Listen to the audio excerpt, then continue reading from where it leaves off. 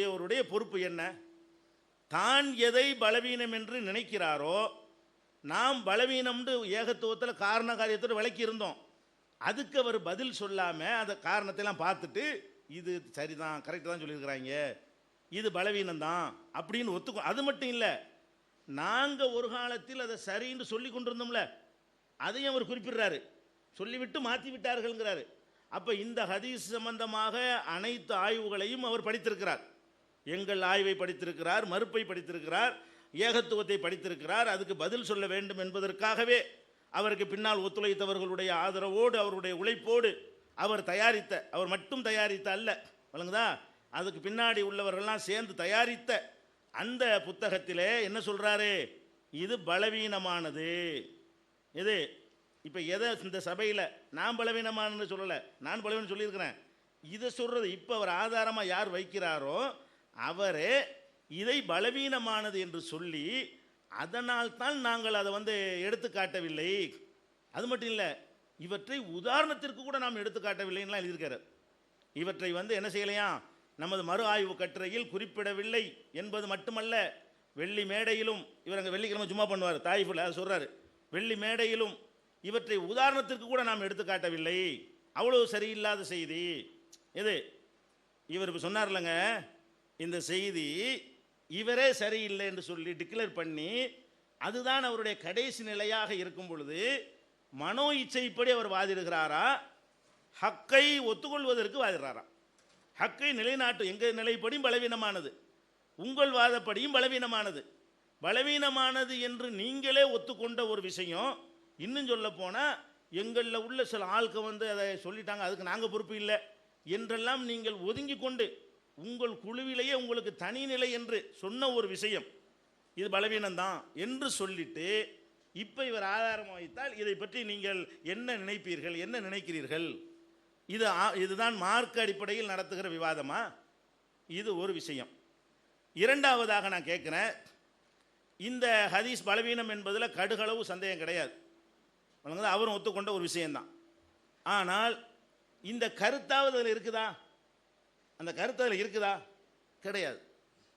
உன்னிடத்தில் ஒரு 200 திர்ஹம் இருந்தால் அதில் ஒரு வருஷம் கடந்தால், கடக்கும்போது உனக்கு ஜக்காத்து என்பது என்ன கருத்தை தரும்? வருஷங்கிற கருத்து அதில் வருமா? இல்லை அந்த சொல்லில் அப்படி வருமா? வரவே வராது. இந்த சொல்லில் என்ன வரும் தெரியுமா? இன்றைக்கு எனக்கு 1,00,000 ரூபா வருகிறது, இன்றைக்கே நான் கொடுக்க வேண்டிய அவசியம் கிடையாது, ஒரு வருஷம் வரைக்கும் எனக்கு டைம் தரப்படுகிறது. இன்றைக்கு எனக்கு 1,00,000 வந்தால் ஒரு வருஷத்து வரைக்கும் இன்னைக்கே நீ ஜக்காத்தை கொடுன்னு மார்க்கம் சொல்லாது. இது சரி என்று வைத்தால், இது சரியில்லை, அது ஒரு விஷயம். இது சரி என்று வைத்து கொண்டால் இதிலிருந்து பெறப்படுகிற கருத்து என்ன தெரியுமா? உனக்கு 200 திர்ஹம் கிடைத்து அதற்கு ஒரு வருஷம் வந்தால் அதில் 5 திர்ஹம் கொடுக்கணும். ஒவ்வொரு வருஷம்னு ஏற சொல்லலை, ஒரு வருஷம் வந்தவனை கொடுப்பா, பணம் வந்துடுதா, நீ ஒரு வருஷம் வந்தவொடனே அதுக்குரிய வரியை கட்டு. அப்படின்னா என்ன அர்த்தம்? இந்த வரி கட்டுவதற்கு அந்த ஒரு வருஷம் வரைக்கும் அவனுக்கு டைம் கொடுக்குன்ற அர்த்தமே தவிர மறுபடியும் அதுக்கே கட்டுன்னு அர்த்தம் வருமா? நம்ம இதையா கேட்டோம்? நம்ம கேட்ட மாதிரி இது இருக்குதா? முதல் லைஃபுக்கு ரெண்டாவது லைஃபுக்கு நான் சொல்லவே மாட்டேன், அவர் லைஃப்னு ஒத்துக்கொண்ட விஷயம் அது இல்லைன்னு அவர் அதை பற்றி அழுத்தி வாதாடினாரே. ஆனால் இது அதுக்கு பதில் சொல்லுவோம். ரெண்டாவது, இப்போ நான் கேட்குறேன்னு தெரியுமா, இதில் இந்த கருத்து வரும் என்று நீங்கள் எப்படி புரிகிறீர்கள்? ஒரு சாதாரண ஒரு படித்தவர்களை கூட்டு ஒரு சட்ட வல்லுநர்களை, ஒரு வழக்கறிஞரை கூட்டிகிட்டு இந்த சொல்லுக்கு இந்த லாஜிக்கில் இந்த அர்த்தம் வருமானு கேட்போமா? ஒருத்தம் கூட சொல்ல மாட்டான். இப்படி நீங்கள் பேசி பார்த்தால் இந்த அர்த்தம் வருமா? அதான் என்ன வருது, ஒரு பொருளுக்கு ஜக்காத்து கொடுப்பதற்கு உடனடியாக அது கடமையாகாது, அதுக்கு கடமையாவதற்கு மார்க்கம் அவனுக்கு ஒரு வருஷம் டைம் கொடுத்துருக்கிறது. எப்படி இப்போ ஹஜ்ஜி இப்போ கடமையாயிடுச்சு, அதுக்கு லாங் லைஃபு மார்க்கம் டைம் கொடுத்துருக்குது.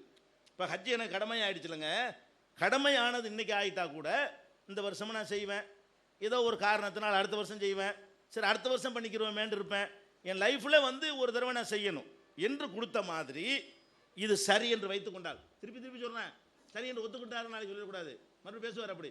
ஆக அது சரியில்லை, இது சரியான செய்தி இல்லை. சரின்னு ஒரு பேச்சுக்கு, ஒரு வாதத்திற்கு வைத்து கொண்டால் நீங்கள் உங்கள் கருத்தை நிலைநாட்டுகிற வாதத்திற்கு இந்த ஹதீஸ் உதவாது. இந்த ஹதீஸின் கருத்தில் அது இல்லை. எதுதான் இருக்கிறது?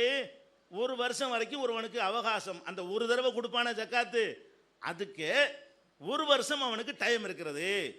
ஒரு வருஷத்துக்குள்ள கொடுக்காட்டி அவனை மார்க்கம் கேட்காது. ஏன்டா 1,00,000 ரூபா வச்சுக்கிற ஜக்காத் தரல, எனக்கு டைம் இருக்குது சொல்லுவான். 8 மாதம் ஆச்சு ஏன்டா கொடுக்கல, இன்னும் டைம் இருக்குது எனக்கு அப்படின்னு சொல்லுவான். 10 மாதம் ஆச்சு ஏன்டா கொடுக்கல, டைம் இருக்குதுன்னு சொல்லுவான். 12 மாதம் ஆச்சு ஏன்டா கொடுக்கலன்னு சொல்ல முடியாது. இது சரின்னு வச்சுக்கிட்டா. அப்போ ஒரு மனிதனுக்கு பொருள் கிடைத்த உடனே ஜக்காத்து கடமையாகாது. ஒரு வருடம் வரைக்கும் அதை நிறைவேற்ற அவனுக்கு அவகாசம் இருக்கிறது என்ற கருத்தை இது தருதா, ஒவ்வொரு வருஷம் அதுக்கு கொடுங்கிற கருத்தை தருமா? ஒரு வருஷம் நிறைவடையும் வரை என்பதும் ஒவ்வொரு வருஷம் என்பதும் ஒன்றா? ரெண்டுக்கும் வித்தியாசம் இல்லையா? இது எப்படி உங்களுடைய வாதத்தை நிலைநாட்டுவதற்கு இந்த ஹதீஸ் வந்து நிற்கும்னு சொல்கிறீங்க? இந்த கருத்து எப்படி அதுலேருந்து கிடைக்கும்னு சொல்லுங்க பார்ப்போம். சொல்லவே இயலாது. அப்போ இந்த ஹதீஸை அவங்க எடுத்து வைக்கிறாங்க, மனமுரண்டா வேணும். இப்போ என்ன தெளிவாகுதுன்னு கேட்டால், நம்ம ஏற்கனவே ஆரம்பத்தில் சொன்னோம்ல, அதுதான் யதார்த்தம் இல்லை. அதாவது நம்ம என்ன ஆரம்பத்தில் சொன்னோம், இப்படியான ஒரு கருத்தில் ஹதீஸ் கிடையாது. அதாவது கொடுத்த பொருளுக்கு மீண்டும் மீண்டும் வருஷா வருஷம் மீண்டும் மீண்டும் காட்டினா கூட நான் ஒத்துக்கிற மாட்டேன். தலைப்பு அது அல்ல. வருஷா வருஷம் அதில் சேரணும். மீண்டும் மீண்டும் வந்துச்சுன்னா அது வார வாரம் நான் அதெல்லாம் சொன்னேன், என்னுடைய முதல் முறையில் சொல்லி காட்டியிருக்கிறேன். அப்போ கொடுத்த பொருளுக்கு மீண்டும் மீண்டும் வருடா வருடம் ஜக்காத்து கொடுக்கிறது கடமை, அவசியம் என்பதை சொல்லக்கூடிய வகையில் இப்போதும் நீங்கள் ஒரு ஆதாரத்தையும் வைக்கவில்லை. அப்போ பாருங்க, எதை வந்து பயங்கரமாக பாரதூரமான ஒரு மேட்டராக சொன்னார்களோ அது எப்படிப்பட்டதாக இருக்கணும்? நம்ம திக்குற மாதிரி திணற மாதிரி இருக்கணும், நம்ம முழிக்கிற மாதிரி இருக்கணும், அவங்க அள்ளி போடுற மாதிரி இருக்கணும். அப்படிப்பட்ட மேட்டர்ல அப்படித்தானே உலகத்தில் கொண்டு போறீங்க. எப்படிப்பட்ட வேலை செய்துட்டார்கள் பார்த்தீர்களா, என்ன வேலைன்னு அப்படியெல்லாம் கொந்தளிக்கிற அளவுக்கு கொண்டு போன ஒரு மேட்டரா இருந்தா இப்படி தான் போடுவீங்களா ஆதாரம்? இதான் ஆதாரமா? அள்ளி பொல பொழுது கொட்ட மாட்டீங்க? இல்லை, கிடையாது. இருக்குன்னு நாங்கள் நினச்சிக்கிட்டு இருந்தது தானே. நாங்களுக்கு புதுநிலையாக இருந்தோம், நாங்கள் இருக்குதுன்னு நினச்சிக்கிட்டு தானே அது எந்த அளவுக்கு சரியாக இருக்குன்னு தேடணும். திடீர்னு ஆதியிலேருந்து எங்கள் கொள்கையை நிலைநாட்டுற நான் கேட்குறேன். இதுவே ஆதியில் எங்கள் கொள்கையாக இருந்து அதை எங்கள் அப்பா பாட்டை சொல்லி தந்த நிலைநாட்டுறக்கா நாங்கள் அந்த நிலைக்கு வந்தோம். நாங்களும் வருஷம் தானே இருந்தோம். அதில் உள்ள அவளையும் நாங்களும் தானே ஆய்வு பண்ணணும். அதில் கிரவுண்டு இல்லை. அல்லாவும் ரசூலும் சொல்லாதை மக்கள் மீது யாரும் சுமத்த முடியாது. அதுதான் சொல்கிறோம். புது கருத்து சொல்கிறவங்க தான் ஆதாரங்க. எது பொறுத்துக்கு புது கருத்து? ரசூல்லாவுக்கு பின்னாடி எது வந்தாலும் புது கருத்து தான். புது கருத்துனா இப்போ 2006 வந்தது புது கருத்தா? 1900 வந்து அது புது கருத்து இல்லையா? ரசூல்லா பிறந்த அடுத்த வருஷம் வந்து அது புது கருத்து இல்லையா? புது கருத்துனா என்ன அர்த்தம்? புதுசு சொல்லிவிட்டார். புதுசு தான், இதான் புதுசு. நாங்கள் சொல்வதுதான் பழசு. எது பழசு?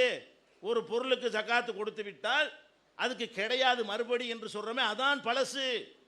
அல்லாஹ்வுடைய ரசூல் அதுக்கு விளக்கம் சொல்லாத வரைக்கும் அதுதான் அதுக்கு அர்த்தம். அதுதான் பழசு. நீங்கள் எக்ஸ்ட்ரா இடையில எதெல்லாம் சொருவுறீங்களோ அதுதான் புதுசு. அப்போ அவன் சொல்லுவான்ல, இப்போ நம்ம மௌலுது வேணாண்டா அதையும் புது கருத்து தான் சொல்லுவோம். புது கருத்தை சொல்கிறாங்க அப்படியே பார்க்குறது. அதுக்கு மட்டும் என்ன பதில் சொல்லுவோம்? ரசூல்லா காலத்துலேருந்து வா, என்ன புதுசு பழசுக்கு எங்கேருந்து அளவுகள் வைக்கிற? நீ இந்த வருஷத்து 300 வருஷம் அளவுகள் வைப்பியா? நீ 1400 வருஷத்து அளவுகளுக்கு வான்னு கேட்குறீங்களா இல்லையா? அதை இங்கேயும் கேளுங்க. புதுசு பழசுன்னு எப்படி தீர்மானிக்கணும்? புதுசு பழசுன்னு நீங்கள் எப்போ சொல்லலாம்னு கேட்டால் ரசூல் ஸல்லல்லாஹு அலைஹி வஸல்லம் சொன்னாங்கன்னு ப்ரூஃப் பண்ணி முடிச்சுட்டு பார்த்தீர்களா இதுதான் பழசு, இது புதுசுன்னு சொல்லுங்கள். அதை பண்ணாமல் நீங்கள் ப்ரூஃபே பண்ணலை, மறுபடியும் புதுசுன்னீங்கன்னா புதுசுன்னு எப்போ நீங்கள் சொல்ல முடியும்? அது நிரூபிச்சுட்டு புதுசுன்னு சொல்லுங்கள். நாங்கள் சொன்னோம் இதுதான் பழசு, இதுதான் அல்லாஹ்வுடைய ரசூல் கொண்டு வந்தது. நீங்கள் தான் இடையில சொருவிக்கிறீங்க.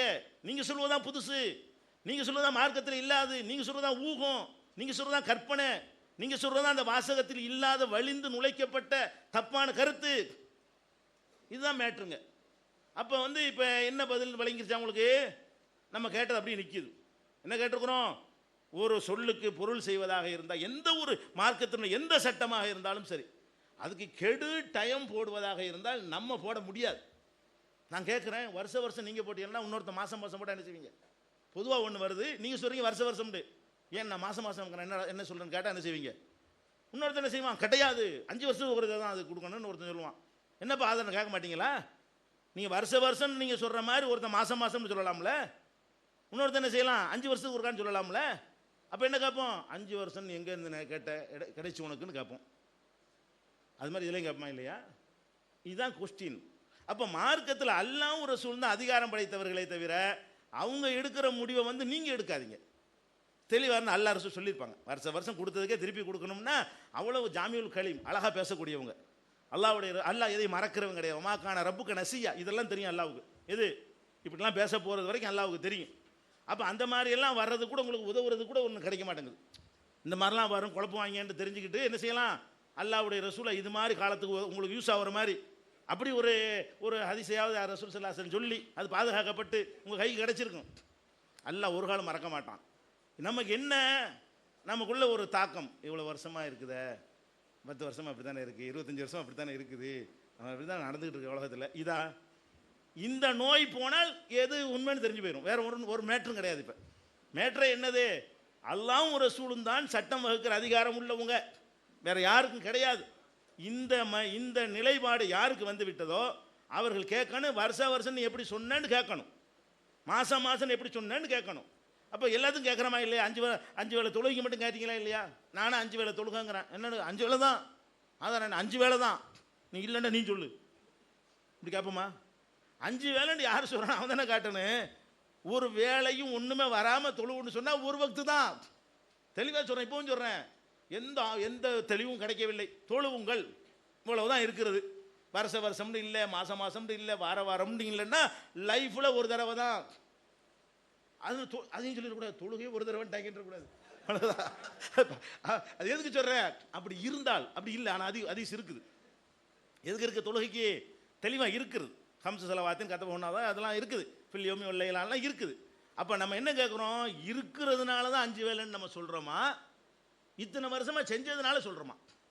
ஒரு நாளைக்கு 5 வேளைன்னு நம்ம சொல்கிறோமே, நம்ம அப்பம்பாட்டெல்லாம் செஞ்சாங்கிறதுக்காக வேண்டி 5 வேளைங்கிறோமா, அல்லாஹ்வுடைய ரசூலிடமிருந்து ஆதாரம் இருக்குது என்பதற்காக நம்ம சொல்கிறோமா? ஆதாரத்தை தானே சொல்கிறோம். அப்போ ஏன் அப்போ அது மாதிரி இதுக்கு வரமாட்டேங்கிறீங்கன்னு தான் எங்கள் கேள்வி. அதனால சகோதரர் நூர் முகமது பாக்கவி அவர்கள் 3 ஹதீஸுகள் பலவீனமானது என்று தெள்ளத் தெளிவாக அறிவித்து, பலவீனமானதுன்னா எந்த அளவுக்கு பலவீனமானது என்றால், இதனால தான் நான் மேடையில் கூட சொல்வது இல்லை, நான் எடுத்து வைக்கிறது கிடையாது, என்னுடைய எந்த உரையிலும் நான் குறிப்பிடுறது கிடையாது என்றெல்லாம் அவர் அதிலிருந்து ஒதுங்குகிற அளவுக்கு, அதை கொஞ்சம் கூட நியாயப்படுத்த வழி இல்லாட்டி தான் ஒதுங்குவாங்க. அப்படிங்கிற அளவுக்கு பலவீனம் என்று சொன்ன ஒரு செய்தியைத்தான், அவரே சொன்ன ஒரு செய்தியைத்தான் உங்கள் மத்தியில் வைத்திருக்கிறாரு. வச்சுட்டு என்ன சொல்கிறாரு, இதை மறுப்பாங்க பாருங்கிறார். இப்படி வச்சா மறக்காம என்ன செய்வாங்க, இதை மறுப்பாங்க, ஏற்றுக்கிற மாட்டாங்க, இதுக்கு ஏதாவது சொல்லுவார்கள் அப்படிங்கிறாரு.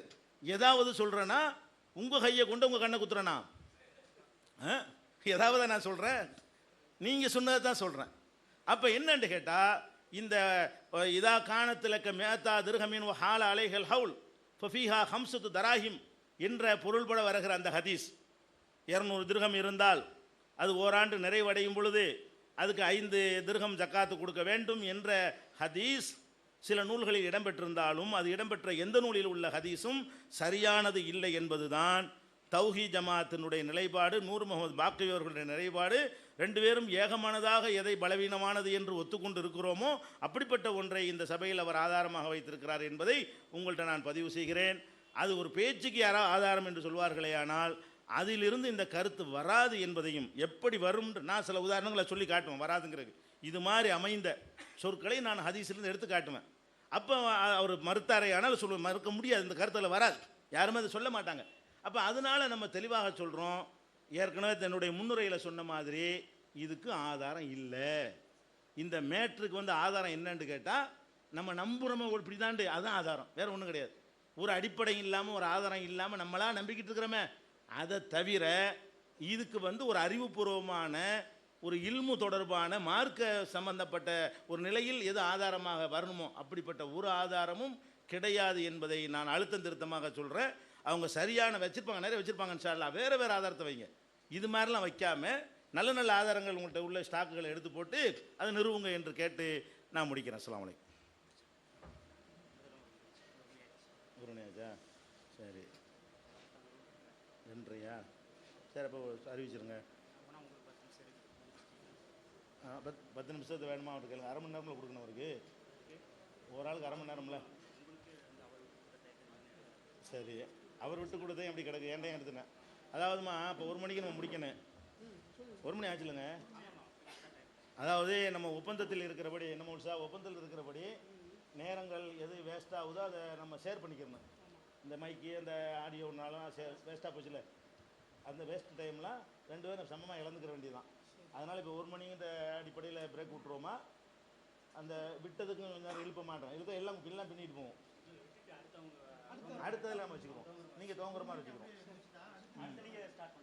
அப்படி வச்சுக்கோங்க. அப்போ 2:30 மணிக்கு நம்ம வந்துடுறோம் இன்ஷா அல்லாஹ். 2:30 மணிக்கு இன்ஷா அல்லாஹ் வந்துடுவோம். அடுத்த மணிக்கு 2:30 மணி 2:30 மணிக்கு அடுத்தோம். சுப்ஹானக்கல்லாஹு வ பிஹம்திஹி அஷ்ஹது அல்லா இலாஹா இல்லல்லாஹ்.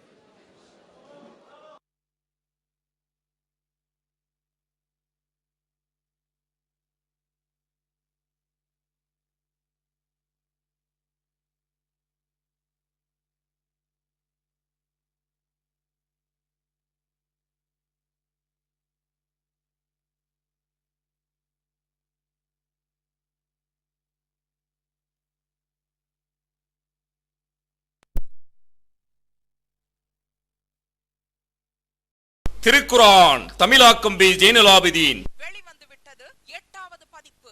அனைவருக்கும் புரியும் எளிய நடை, தேவைப்படும் வசனங்களுக்கு தெளிவான விளக்கங்கள், கலை சொற்களின் விளக்கங்கள், திருக்குரான் எவ்வாறு அருளப்பட்டது, எவ்வாறு தொகுக்கப்பட்டது என்பது குறித்து முழுமையான விளக்கம். நபிகள் நாயகம் ஸல்லல்லாஹு அலைஹி வஸல்லம் காலம் முதல் இன்று வரை குர்ஆன் பாதுகாக்கப்பட்ட வரலாறு, திருக்குரான் இறைவனின் வார்த்தைகள் என்பதற்கான அடுக்கடுக்கான ஆதாரங்கள், முந்தைய பதிப்புகளை விட மெருகூட்டப்பட்ட செய்திகள், கூடுதலான பக்கங்கள், அழகிய வடிவமைப்பு, உயர்தரமான பைண்டிங். விலை ரூபாய் 300 மட்டுமே.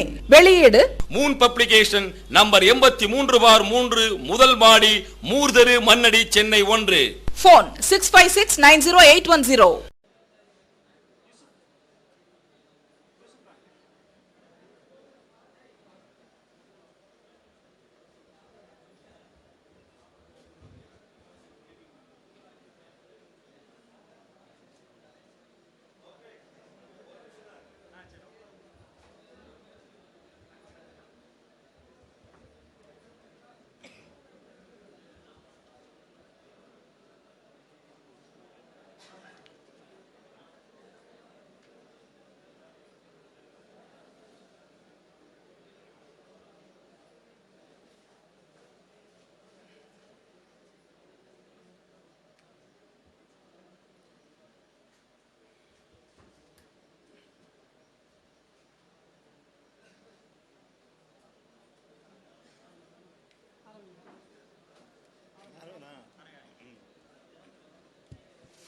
பிஸ்மில்லாஹிர் ரஹ்மானிர் ரஹீம்.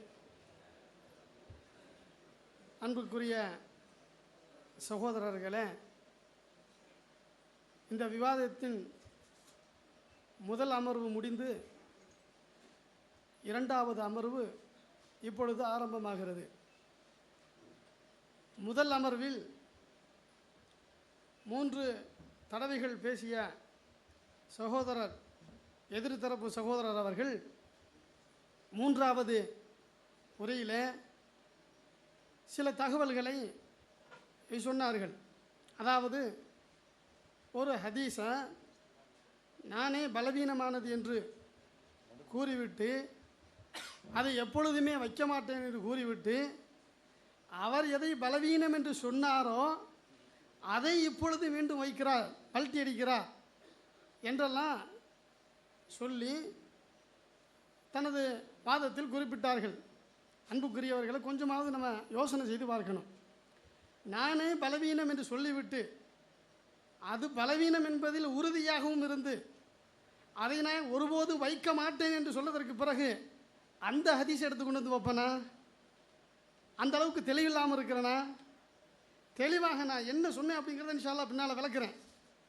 அதற்கு முன்பு சில செய்திகளை தனது பேச்சின் இடையில் சில தகவல்களை சொல்லி சிரிப்புக்காக எதிர்த்தரப்பினரை கேலியும் கிண்டலுமாக சில செய்தியை சொன்னார்கள். அதில் ஒரு செய்தி என்ன, அவரது விரலை வைத்தேன், அவரது கண்ணை குத்துகிறேன் என்று சொல்லுகிறார். இதுதான் அவர்களது பழக்கம் என்பது உங்களுக்கு தெரியும். பிறருடைய கையை வைத்து பிறரை மாட்டிவிட்டு தப்பித்துக் கொள்வதுதான் வழக்கம். அதனால் என்னுடைய விரலை வைத்து என் கண்ணை குத்துவது என்பது ஒரு புதிய விஷயம் அல்ல. இது சாதாரணமாக நடக்கக்கூடியதை மாட்டிக்கிறது, பிறரை வைத்து செய்துவிட்டு பிறரை மாட்டி விட்டு ஒதுங்கிக் கொள்வதுதான். அது உங்களுக்கு தெரிஞ்ச விஷயம். அதை பற்றி நாம் என்ன செய்யலை, விரிவாக சொல்ல விரும்பலை. அடுத்து நாம் தலைப்பு குறித்து ஒரு நல்ல கேள்வியை முன்வைத்திருந்தோம். தலைப்பில் என்ன கேள்வி வைத்திருந்தோம் அப்படின்னு கேட்டால், நீங்கள் தலைப்பை பற்றி நீங்கள் சொல்லும் பொழுது இங்கே கையெழுத்து போடும் பொழுது 3 பேர் விவரமான ஆள் தான் உட்காந்து நீங்கள் எழுதுனீங்க. விவரமான ஆளுகள் தான். பல விவாத மேடைகளிலெல்லாம் பங்கெடுத்து, பலருடைய விவாதத்தில் பங்கெடுத்து எல்லாம் எப்படி ஒப்பந்தம் போடணும் அப்படிங்கிறதெல்லாம் யோசனை செய்து தான் எழுதுனீங்க. எழுதிட்டா என்ன எழுதியிருக்கிறீங்க அப்படின்னு கேட்டால், கொடுப்பது கடமை இல்லை, கொடுக்கக்கூடாது என்று எழுத சொன்ன பொழுது கூட சகோதரர் அப்துல் நாசர் அவர்கள் கொடுப்பது கடமை இல்லை என்று எழுத வேண்டும். விவரமாக சிந்தித்து தான் நீங்கள் எழுதியிருக்கிறீங்க. ஆனால் பேசும் பொழுது பேச்சில் எப்படி சொல்கிறீங்க அப்படின்னு கேட்டால், ஆரம்பத்தில் கொடுக்கக்கூடாது என்று சொன்னீர்கள். கொடுப்பது கூடாது, கொடுக்கக்கூடாது என்பது தான் எங்களது நிலைப்பாடு என்று சொன்னீங்க. இந்த முரண்பாடை சுட்டி கேட்ட பொழுது அதுக்கு என்ன பதிலாக சொன்னார்கள் அப்படின்னா, அதாவது விவாதம் ஒப்பந்தம் போடுற அன்னைக்கு தெரியலையா, விவாதத்தை அன்னைக்கு கையெழுத்து போடும் பொழுதே கொடுப்பது கடமை இல்லைன்னு தானே சொன்னோம், கொடுப்பது கூடாதா இல்லையா என்பது இங்கே அங்கே கேட்டு தெரிஞ்சிருக்க வேண்டியதானே என்று சொன்னார்களே தவிர, நாம் எடுத்து வைத்த நியாயமான கேள்விக்கு பதிலை சொல்லலை. கொடுப்பது கூடாது என்று சொல்கின்றீர்களா, கொடுப்பது கடமை இல்லை என்று சொல்கின்றீர்களா, அந்த தெளிவுபடுத்துங்க அப்படின்னு கேட்டால், அன்னைக்கு ஒப்பந்தம் போடும் பொழுது இந்த கேள்வி வச்சிருக்கலாம் இல்லை, ஏன் இன்றைக்கி கேள்வி வச்சு அதுக்கு பதில் சொல்ல மாட்டீங்களா? அன்றைக்கி வச்சுருந்தா தான் பதில் சொல்லுவீங்களா? இன்றைக்கி நம்ம கேள்வி வைக்கிறோம், கொடுப்பது கூடாதுங்கிற நிலைப்பாடு அப்படின்னு சொன்னால் கடமை இல்லை என்று ஏன் எழுதினீர்கள்? கொடுப்பது கடமை இல்லை என்பது தான் உங்களது நிலைப்பாடு என்று சொன்னால் பேசும் பொழுது கூடாதுன்னு ஏன் சொல்கிறீங்க? ஏன் முன்னுக்கு இப்போ முரண்பாடு? அப்போ 2 ஒன்றுன்னு சொல்ல வரீங்களா? அதை நீங்கள் மக்களுக்கு நீங்கள் தெளிவுபடுத்த வேண்டும். அதில் இன்னொரு கேள்வி முன்வைத்திருந்தேன்.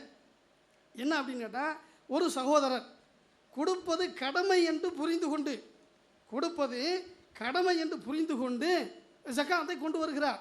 அப்போ குர்ஆனிலும் ஹதீஸிலும் இல்லாத ஒரு செய்தியை அவராக கடமை என்று புரிந்து கொள்வது உங்களுடைய வாதத்தின்படி தவறு. ஏன்னா குர்ஆன் ஹதீஸில் இல்லாத கடமையாக்க முடியாது.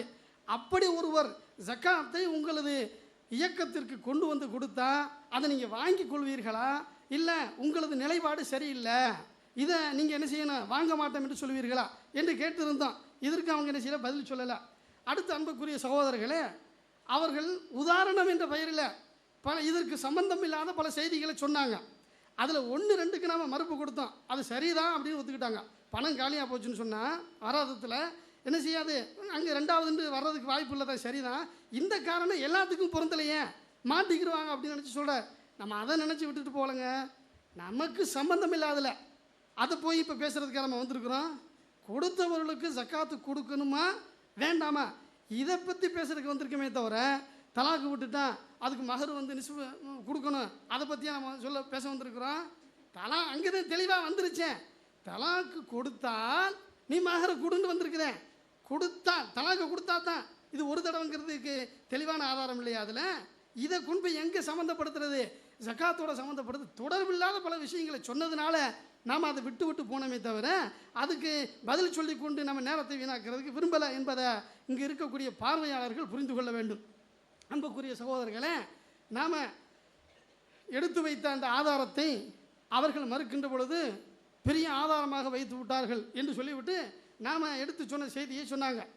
நாம் கூறாத செய்திகள் என்ற தலைப்பில் இதை நாம் குறிப்பிட்டிருக்கிறோம். என்ன குறிப்பிட்டிருக்கிறோம் அப்படின்னு கேட்டால், ஒரு பொருளை ஒருவன் பெற்றுக்கொண்டால் 1 வருடம் நிறைவடைய வரை ஜக்காத் இல்லை என்ற நபிமொழி. இந்த நபிமொழி தெளிவாக அர்த்தத்தை புரிந்து கொள்ள வேண்டும். ஒரு பொருளை ஒருவன் பெற்றுக்கொண்டான், இதுக்கு அரபியில் என்ன, மனிஸ்தஃபாத வாலன், ஒருவன் ஜக்காத்தை பெற்றுக்கொண்டால், புதிதாக பெற்றுக்கொண்டால், பலா ஜக்காத்த அலைஹி, அதில் ஜக்காத் இல்லை. இந்த நபிமொழி பலவீனம் என்று சொல்லியிருக்கிறோம். அதில் மாற்றுக்கருத்தில் அது பலவீனம் தான், இன்றைக்கும் பலவீனம் தான் சொல்கிறேன். அதை ஆதாரபூர்வமானதுன்னு உங்கள்கிட்ட நான் சொல்லலையே.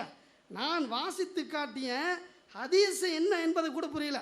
நமக்கு மொழியியல்ல அரபி தெரியல என்றெல்லாம் கிண்டல்லாம் பண்ணாங்க. நம்ம அப்படிலாம் செய்கிறதுக்கு விரும்பலை. நமக்கு சத்தியம் தெரியணும் அப்படிங்கிறது தான் நமக்கு நோக்கம்.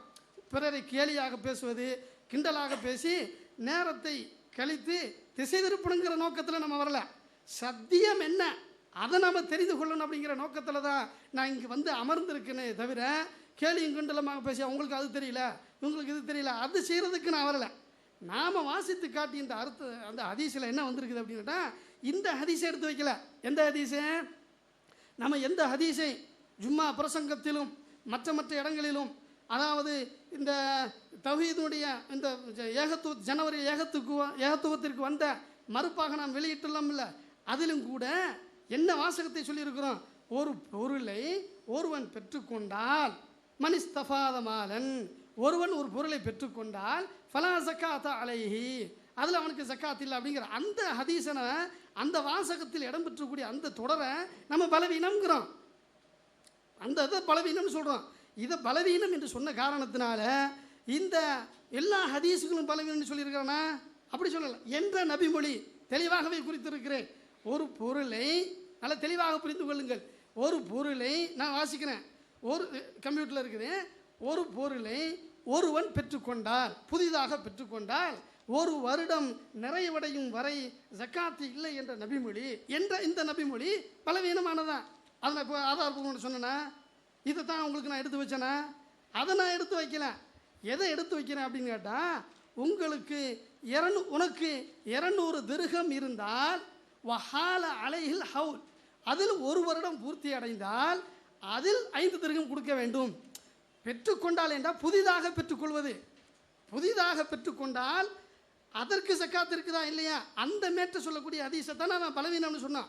இருந்தால், இப்போ இருந்தால் என்பதையும் பெற்றுக்கொண்டால் என்பது ரெண்டு ஒன்றாக இப்படி குழப்பி பாருங்க. அப்படி அன்னைக்கு சொல்லியிருக்கிறாரு, அந்த ஹதீஸ் இப்படி வந்து மாத்துறாரு, உங்களை ஏமாத்துற, இந்த மாதிரியெல்லாம் வாசகத்தை எல்லாம் நம்ம சொல்லி திசை திருப்ப வேண்டாம். நாம் எந்த ஹதீஸை, எந்த அறிவிப்பை நாம் எடுத்து வைக்கிறோம் அப்படின்னு கேட்டால், உனக்கு 200 திர்ஹம் இருந்தால் அதில் ஏன்னா ஒரு வருடம் நிறைவடைந்து விட்டால் அதில் நீ 5 திர்ஹத்தை கொடுக்க வேண்டும் என்ற இந்த ஹதீஸு வந்திருக்கிறது. இந்த ஹதீஸை இதைத்தான் நம்ம ஆதாரபூர்வமானதுன்னு நம்ம சொல்கிறோம். சரியா? நம்ம எந்த ஹதீஸை எடுத்து வைத்து பேசுகிறோம் என்பதை கூட புரியாமல் என்ன செய்கிறாங்க அப்படின்னாட்டா, முன்னால் சொன்னீங்களே இப்படி சொல்கிறேன் என்ன செய்கிறாங்கன்னு சொல்கிறாங்க. அன்புக்குரிய சகோதரர்களே, இந்த ஹதீஸினுடைய அடிப்படையில் இது ஆதாரபூர்வமானது தான் என்பதை இவர்கள் ஒத்துக்கொண்டார்களேயானால், இந்த ஹதீஸில் இருந்தே கொடுத்த பொருளுக்கும் மீண்டும் ஜக்காத்து கொடுக்க வேண்டும் என்ற கருத்தை தெள்ள தெளிவாக, சந்தேகத்திற்கு இடமில்லாத வகையில், கடுகளவு சந்தேகத்துக்கு கூட இடமில்லாத வகையில் மிக தெளிவாக ஆணித்தரமாக என்ன செய்வோம், எடுத்து வைப்போம். இது முதல் ஹதீஸை ஆதாரபூர்வமானது என்று ஏற்றுக்கொள்கிறார்களா, அதை அவர்கள் தெளிவுபடுத்த வேண்டும். ஏண்டா எதையோ ஒரு ஹதீஸ் சொன்னதை வச்சு நீங்கள் அந்த இதை சொல்லியிருக்கிறீங்கல்ல, இன்றைக்கி அதை நீங்கள் எடுத்து வைக்கணும், அதை நம்ம எடுத்து வைக்கல. அந்த நிலைப்பாட்டில் உறுதியாக தான் இருக்கிறோம். மனிஸ்தஃபாத மால நின்ற வாசகத்தில் வந்திருக்கக்கூடிய இந்த ஹதீஸு பலவீனமானது தான்.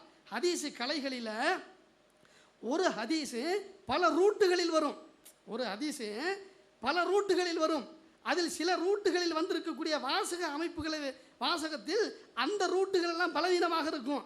இந்த ரூட்டுகளில் பலவீனமாக இருக்குகின்ற காரணத்தினால இந்த கருத்தில் அமைந்த எல்லா ஹதீஸுகளும் பலவீனமானது தான் என்று முடிவுக்கு வரக்கூடாது. அன்புக்குரிய சகோதரர்களே, இதை இவர்களும் ஒத்துக்கொண்டிருக்கிறார்கள்.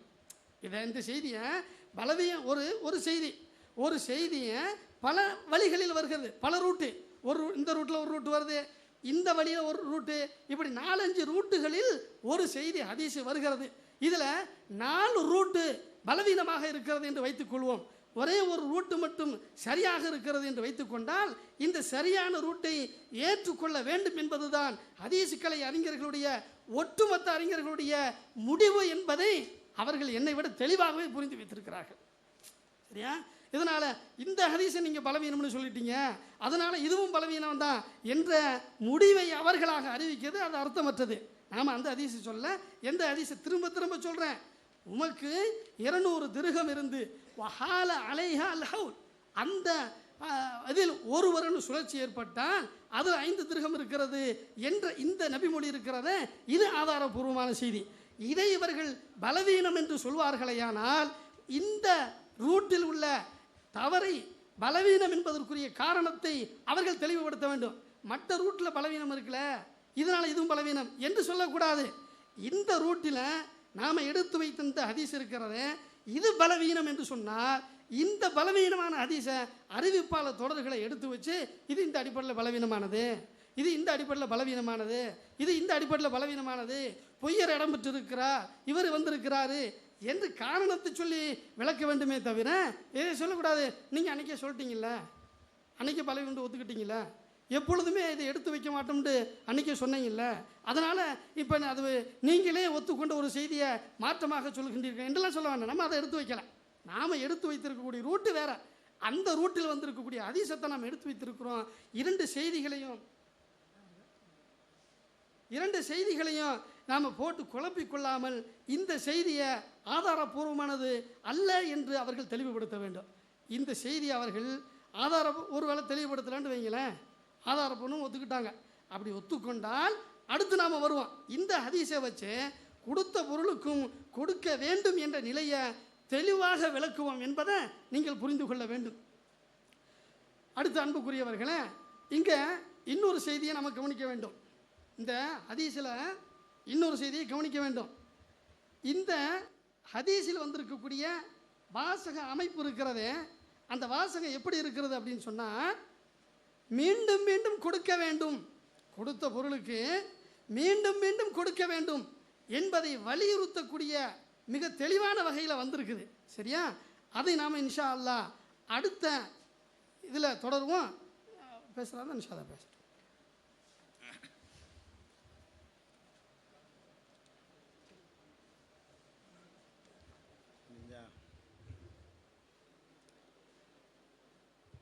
ஓகேம்மா. அஸ்ஸலாமு அலைக்கும் வரஹ்மத்துல்லாஹி வபரகாத்துஹு. அன்புக்குரிய சகோதரர்களே, இப்போ இந்த சாப்பாட்டுக்காக ஒரு பிரேக்கு கொடுத்ததில் நல்லா மஷூரா பண்ணிட்டு வந்து சொல்லும் பொழுதும் ஒரு பொய்யை மறைக்க பல பொய் என்கிற நிலையில் இப்போ வந்து நூர் முகமது பாக்கவி அவர்கள் இப்போ இங்கே நிற்கிறாங்க. முதல்ல சொன்னதாவது ஏதாவது நான் கவனக்குறைவாக எழுதிட்டேன்டாவது போயிடலாம். வேணும்னு பிளான் பண்ணி திட்டமிட்டு ஒன்றை ஒருத்தர் சொல்கிறாருன்னு சொன்னால், அதுவும் பாதல் மஷூராவுக்கு பிறகு இது நடக்குதுன்னு சொன்னால், இதில் வந்து அதை எதையாவது சொல்லி சமாளிக்கணும் என்பது அங்கே இருக்குதுங்கிறத நீங்கள் தெரிஞ்சுக்கிடலாம். எப்படின்னா, இவர் சொன்னார்ல பல ரூட்டு வருது, அந்த ஒரு ரூட்டை தான் நான் பலவீனம்னு சொன்னேன், நல்ல ரூட்டு ஒன்று இருக்குதுன்னு அதை சொன்னனா அப்படின்னு அவர் புஸ்தகத்தை வச்சு காட்டுறாரு. அது பொய். ஏன்னு கேட்டால், இந்த ஏகத்துவம் இதழுக்கு தான் இது மறுப்பு. இந்த ஏகத்துவத்தில் எழுதப்பட்டதுக்கு தான் இது மறுப்பு. இந்த மாதம் இந்த வருஷத்தை போட்டு இதையும் போட்டு இதுக்கு மறுப்பு. சரியா? இந்த ஏகத்துவத்தில் எடுத்து வைத்த ஒவ்வொன்றுக்கும் அதில் பதில் சொல்லியிருக்கிறார்கள். பதில் என்ற பெயரில் நிறைய தப்பு செஞ்சுருக்கிறாங்க, அது வேறு விஷயம். அதில் நாம் எடுத்து வைத்ததில் செக்ஷனாக பிரித்து இதை வெளியிட்டிருக்கிறோம். எப்படி பிரிச்சிருக்கிறோம்னு கேட்டால், அதாவது ஒவ்வொரு வருடமும் இந்த ரூட்டில் எத்தனை ஹதீஸ் வருதோ, குல்லாமின் ஒவ்வொரு வருடம்ங்கிற தலைப்பில் எத்தனை ஹதீஸ் வருதோ அத்தனை ஹதீஸையும் இதுக்குள்ளே போட்டு ஒவ்வொரு ஹதீஸினுடைய விமர்சனத்தையும் வைத்து இதை நாங்கள் இதில் வெளியிட்டிருக்கிறோம். அதே மாதிரி ஒரு வருடம் முழுமையடையும் வரை ஜக்காத்து இல்லை. இதான் இப்போ டாப்பிக்கில் ஓடிக்கிட்டு இருக்கிறது. ஒரு வருடம் முழுமையடையும் வரை ஜக்காத்து இல்லை. இது ஒரு தலைப்பு. இந்த தலைப்பின் கீழே இவர் எதை பலவீனம்னு சொன்னேன்னு இப்போ சொல்கிறாரோ அதுவும் இருக்குது, எதை சரின்னு இப்போ சொன்னாரோ அதுவும் இருக்குது. எதை சரின்னு அவர் சொன்னாரோ 38ஆம் பக்கத்தில் இந்த இருக்குது, ஒரு பக்கம் முழுசாக போட்டிருக்கிறோம். அவர் சொன்ன இதா காணத்தில் கமியாத்தா திர்ஹமின் வஹால அலைஹல் ஹவுலு ஃபஃபீஹா ஹம்சத்து தராஹிம்ங்கிறத இந்த ஹால அலைஹல் ஹவுலுன்னு இருக்குதுங்க.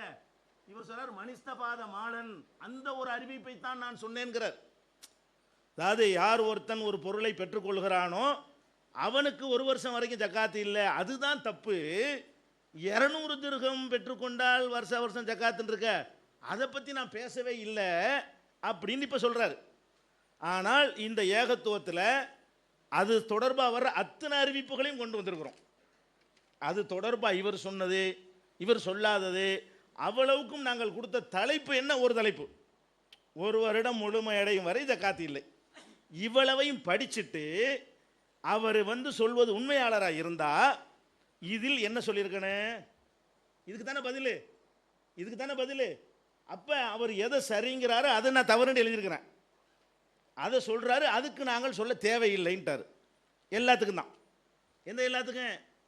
அவர் எதை இப்போ சரின்னு நாங்கள் முடிவெடுத்தோண்டு பொய்யாக சொல்கிறாரோ, திட்டமிட்டு மக்களை ஏமாற்றுவதற்கு சொல்கிறாரோ, ஒரு மனிதன் அவர் எழுதுன அவருக்கு தெரிய வேண்டும். இப்போ நம்மளை என்ன நினைத்து கொண்டிருக்கிறார் அவர்? ஆமாம் தப்பாக எழுதினா அது ஒரு கணக்கு, தவறு தான். நாங்கள் மேடை ஆரம்பித்தோன்னு சொன்னோம், தப்பாக சொல்லிட்டோம், தப்பு தான், மனுஷன் தப்பு செய்வான், அது ஒரு கிரவுண்டு. இது என்னப்ப இந்த ஏகத்துவத்துக்கு இது மறுப்பா இல்லையா? இதுதானே போட்டிருக்கிறீங்க. ஜனவரி 2006 ஏகத்துவத்தில் தானே போட்டிருக்கிறீங்க. அதில் நாங்கள் என்ன போட்டிருக்கிறோம்? இந்த ஹதீஸ் இருக்கா இல்லையாங்க?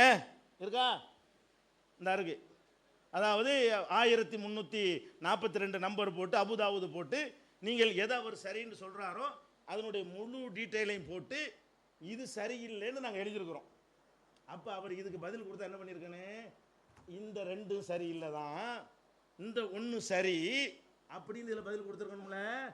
இந்த மொத்தத்துக்கும் பதில் தராமல் போவதற்கு அவர் பயன்படுத்தின வாசகமே என்ன, இது சரியில்லை என்பதால் கண்டுக்கிறல. பாயிண்ட் வழங்குதா? இந்த ஒட்டுமொத்த அவ்வளவு ரிவாயத்துகளுக்கும் நாங்கள் பலவீனம் என்று நிரூபித்திருக்கிறோமே, அவ்வளவு ரிவாயத்துக்கும் அவர் சொன்ன ஒத்த வரி பதில் என்ன பதில் சொன்னாரு? இது லைஃபு, இந்த 3ம் பலவீனமானது அப்படின்னா ஒரு ரூட்டா டோட்டலா அவர் சொன்னது எதை? அப்ப நீங்க மக்கள் அவர் என்ன நினைத்து கொண்டு இப்ப சொல்றார். அப்ப இந்த ஏகத்துவத்துக்கு மறுப்பு இது பொய்யா? அவர் போடலையா? இதை சிந்திச்சு பார்க்க வேண்டும். அதாவது பொய் சொல்றதை விட இது பெருசு. இது அதை தாண்டினது. கடுமையான வார்த்தையை நான் இதுக்கு சொல்லணும். அது போக இதுலையே பாருங்க, அதுலயே நான் காட்டுறேன். அன்று இனித்த அல்பானி இன்று கசந்தது ஏன் அதில் கொடுத்துருக்காரு. அவரை பொய்யாக்குவதற்குரிய அடுத்த தலைப்பு. இப்ப சொன்ன தகவல் பொய் என்பதற்கு அல்பானி எந்த ஹதீஸ சரின்னு சொல்றாரு? இப்ப எதை சரின்னு இவர் சொன்னார் அதை சரியா? அல்பானியை மென்ஷன் பண்ணிலாம் அவர் போட்டதுல என்ன விளங்குது? நீங்க தானே அல்பானி சொன்னதை கேட்டு சரின்னு நேற்று சொன்னீங்க அப்படின்னு அவர் கேட்டாரு. அது எதை? அல்பானி இப்ப இவர் சொன்னார் மனிஸ்தபாத மாலன், அதையே சொன்னாரு. அல்பானி அதை சொல்லலை. அப்ப அல்பானி இந்த பாராவில் ஃபுல்லாக எழுதியிருக்கிறார். அன்று கசந்த அன்று இனித்த அல்பானி இன்று கசப்பது ஏன். அப்போ அது எல்லாமே அவருக்கு தெரியுது. இவர் எழுதுனது இந்த கேப் இல்லைன்னா இதை சொல்லியிருக்க மாட்டார். இந்த கேப்பில் என்ன பண்ணிட்டாரு? இந்த சாப்பாடு கேப்பு வசமாக வந்த உடனே இதை எப்படி நம்ம எப்படி அவங்க இறையச்சம்னா எப்படி செஞ்சுருக்கானு இன்னைக்கு நாங்கள் சரின்னு நினைக்கிறோம். அதாவது சரியான ஒரு மார்க்க நிலையில் உள்ளது என்னன்னு கேட்டால், நம்ம என்ன செஞ்சோம் நமக்கு தெரியும், அடுத்த ஆளுக்கு தெரியாட்டாலும் நம்ம இதுக்கு தானே எழுதணும்.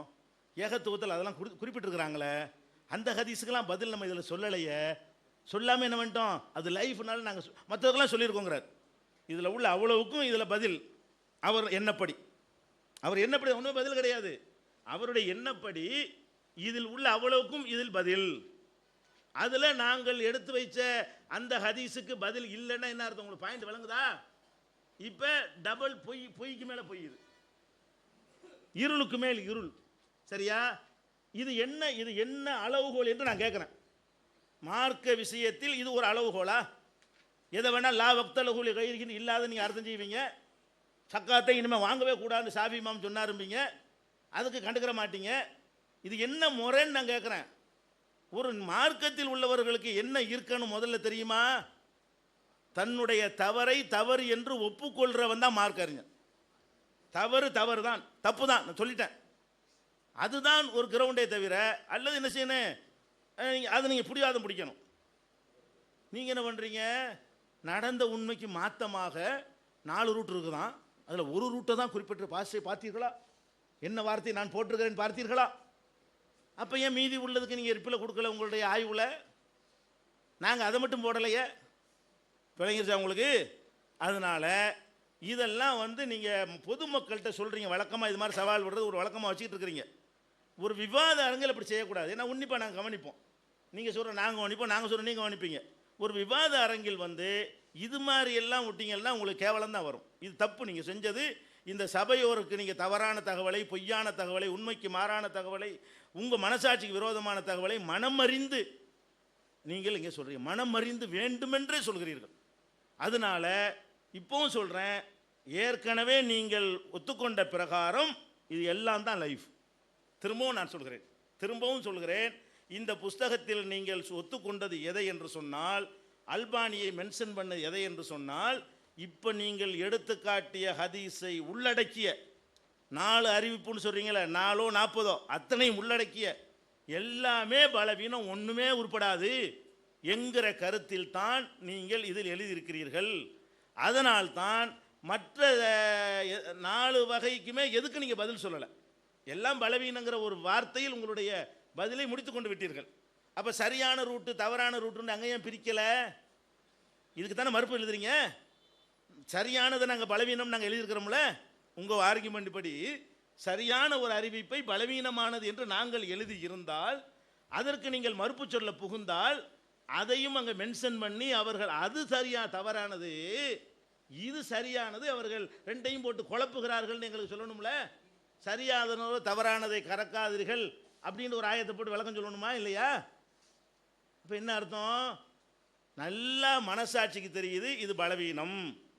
அப்போ நீங்கள் என்ன செய்யணும்? இப்போ உங்கள்கிட்ட நாங்கள் வைக்கிறது என்னென்னா, நீங்கள் இதைத்தான் பலவீனம் என்று இதையும் தான் நீங்கள் எதை இப்போது சொல்கிறீர்களோ அதையும் சேர்த்துத்தான் நீங்கள் பலவீனம் என்று சொன்னீர்கள்.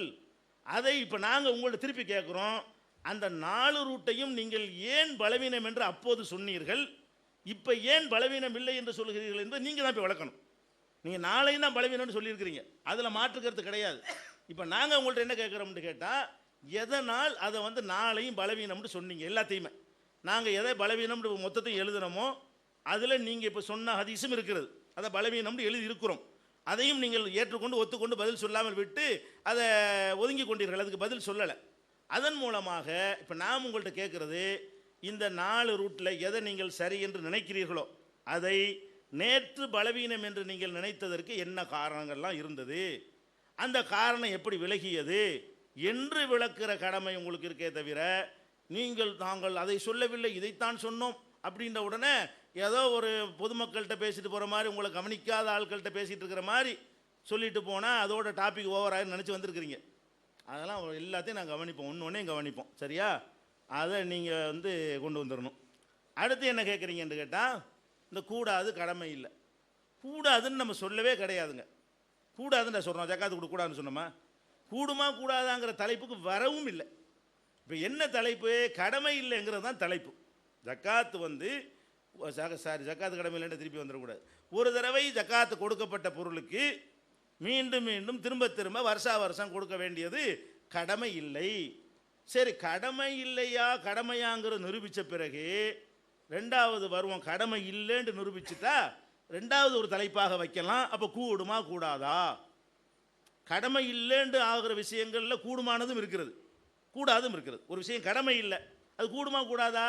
அது தனியாக விவாதிக்க வேண்டிய விஷயம். கடமை இல்லைங்கிறதே அடித்து தள்ளிட்டோம்னா அந்த அந்த அடிப்படையான விஷயங்களில் கிளியர் ஆயிரும். கூடுமா கூடாதாண்டா ஜாயிஸ் விருப்பத்தின் பார்ப்பட்டதாக இருக்கிறது. கூடும் கூடாது என்பது ஆடு திங்கலாமான்னா திங்கலாம், திங்காமல் இருக்கலாம். ஒன்று கூடும்னு சொன்னீங்கன்னா என்ன அர்த்தம்? ரெண்டும் இருக்குன்ற அர்த்தம். அதான அர்த்தம். தண்ணி குடிக்கலாமா குடிக்கலாம், குடிக்காமல் இருக்கலாம். இறைச்சி திங்கலாமா திங்கலாம், திங்காமல் இருக்கலாம். திங்கலான்னா திங்காமல் இருக்கலான்னு வந்துடும். அதனால அந்த இது உங்கள்கிட்ட ஒருத்தர் ஜக்காத்தை கொண்டு வந்தால், பயங்கரமான தத்துவத்தை கேட்குறாரு, உங்கள்கிட்ட ஒருத்தர் ஜக்காத்தை கொண்டு வந்து இது 2 வருஷத்துடைய ஜக்காத்து, இதை வாங்கி கொள்ளுங்கள் என்று சொன்னால் வாங்கி கொள்வீர்களா மாட்டீர்களா? டாப்பிக்கு கடமையா அதுக்கு வாங்க. அதை முடிவு எடுத்துட்டு நீங்கள் கடமைதான்னு முடிவு நிரூபிச்சிட்டீங்கன்னு சொன்னால் வாங்கிடுவோம். வணங்குதா?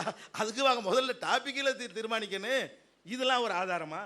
இதை வச்சு நீங்கள் வருஷங்கிறது நாங்களே தப்பாக முடிவு எடுத்து வாங்குகிறோம். அதனால் ஜக்காத்து நிரூபிக்க ஆதாரமாயிருமா? நாங்கள் வாங்குவோம், வாங்காமல் இருப்போம், மனோ இச்சைக்கு ஆசைப்பட்டு வருதுன்னு அள்ளி போட்டுக்குருவோம். இதா தலீல் ஆர்குமெண்ட்டில்? ஆர்குமெண்ட்டில் பண்ணுறது அப்போ இப்படி பண்ணக்கூடாது. நாங்கள் வாங்குகிறோம், வாங்கலை, வாங்கிக்கிட்டு வாங்கலைன்னு சொல்லுவோம், வாங்காமல் இருந்து வாங்கிட்டோன்னு சொல்லுவோம். 1000 மாதிரி மனுஷன் இருப்பான். இதில் என்ன எங்கே சொல்ல நீங்கள் இதில் கேட்குறதுக்கு என்ன இருக்குது? இது இந்த தலைப்புக்கு என்ன இதில் சம்மந்தம் இருக்குது? தலைப்பு என்ன? இதை எடுத்து காட்டுங்க. நீங்கள் சரியான ஹதீஸை இது சரியில்லை நீங்களே ஒத்துக்கிட்ட ஒரு ஹதீஸை விட்டுப்பிடுங்க.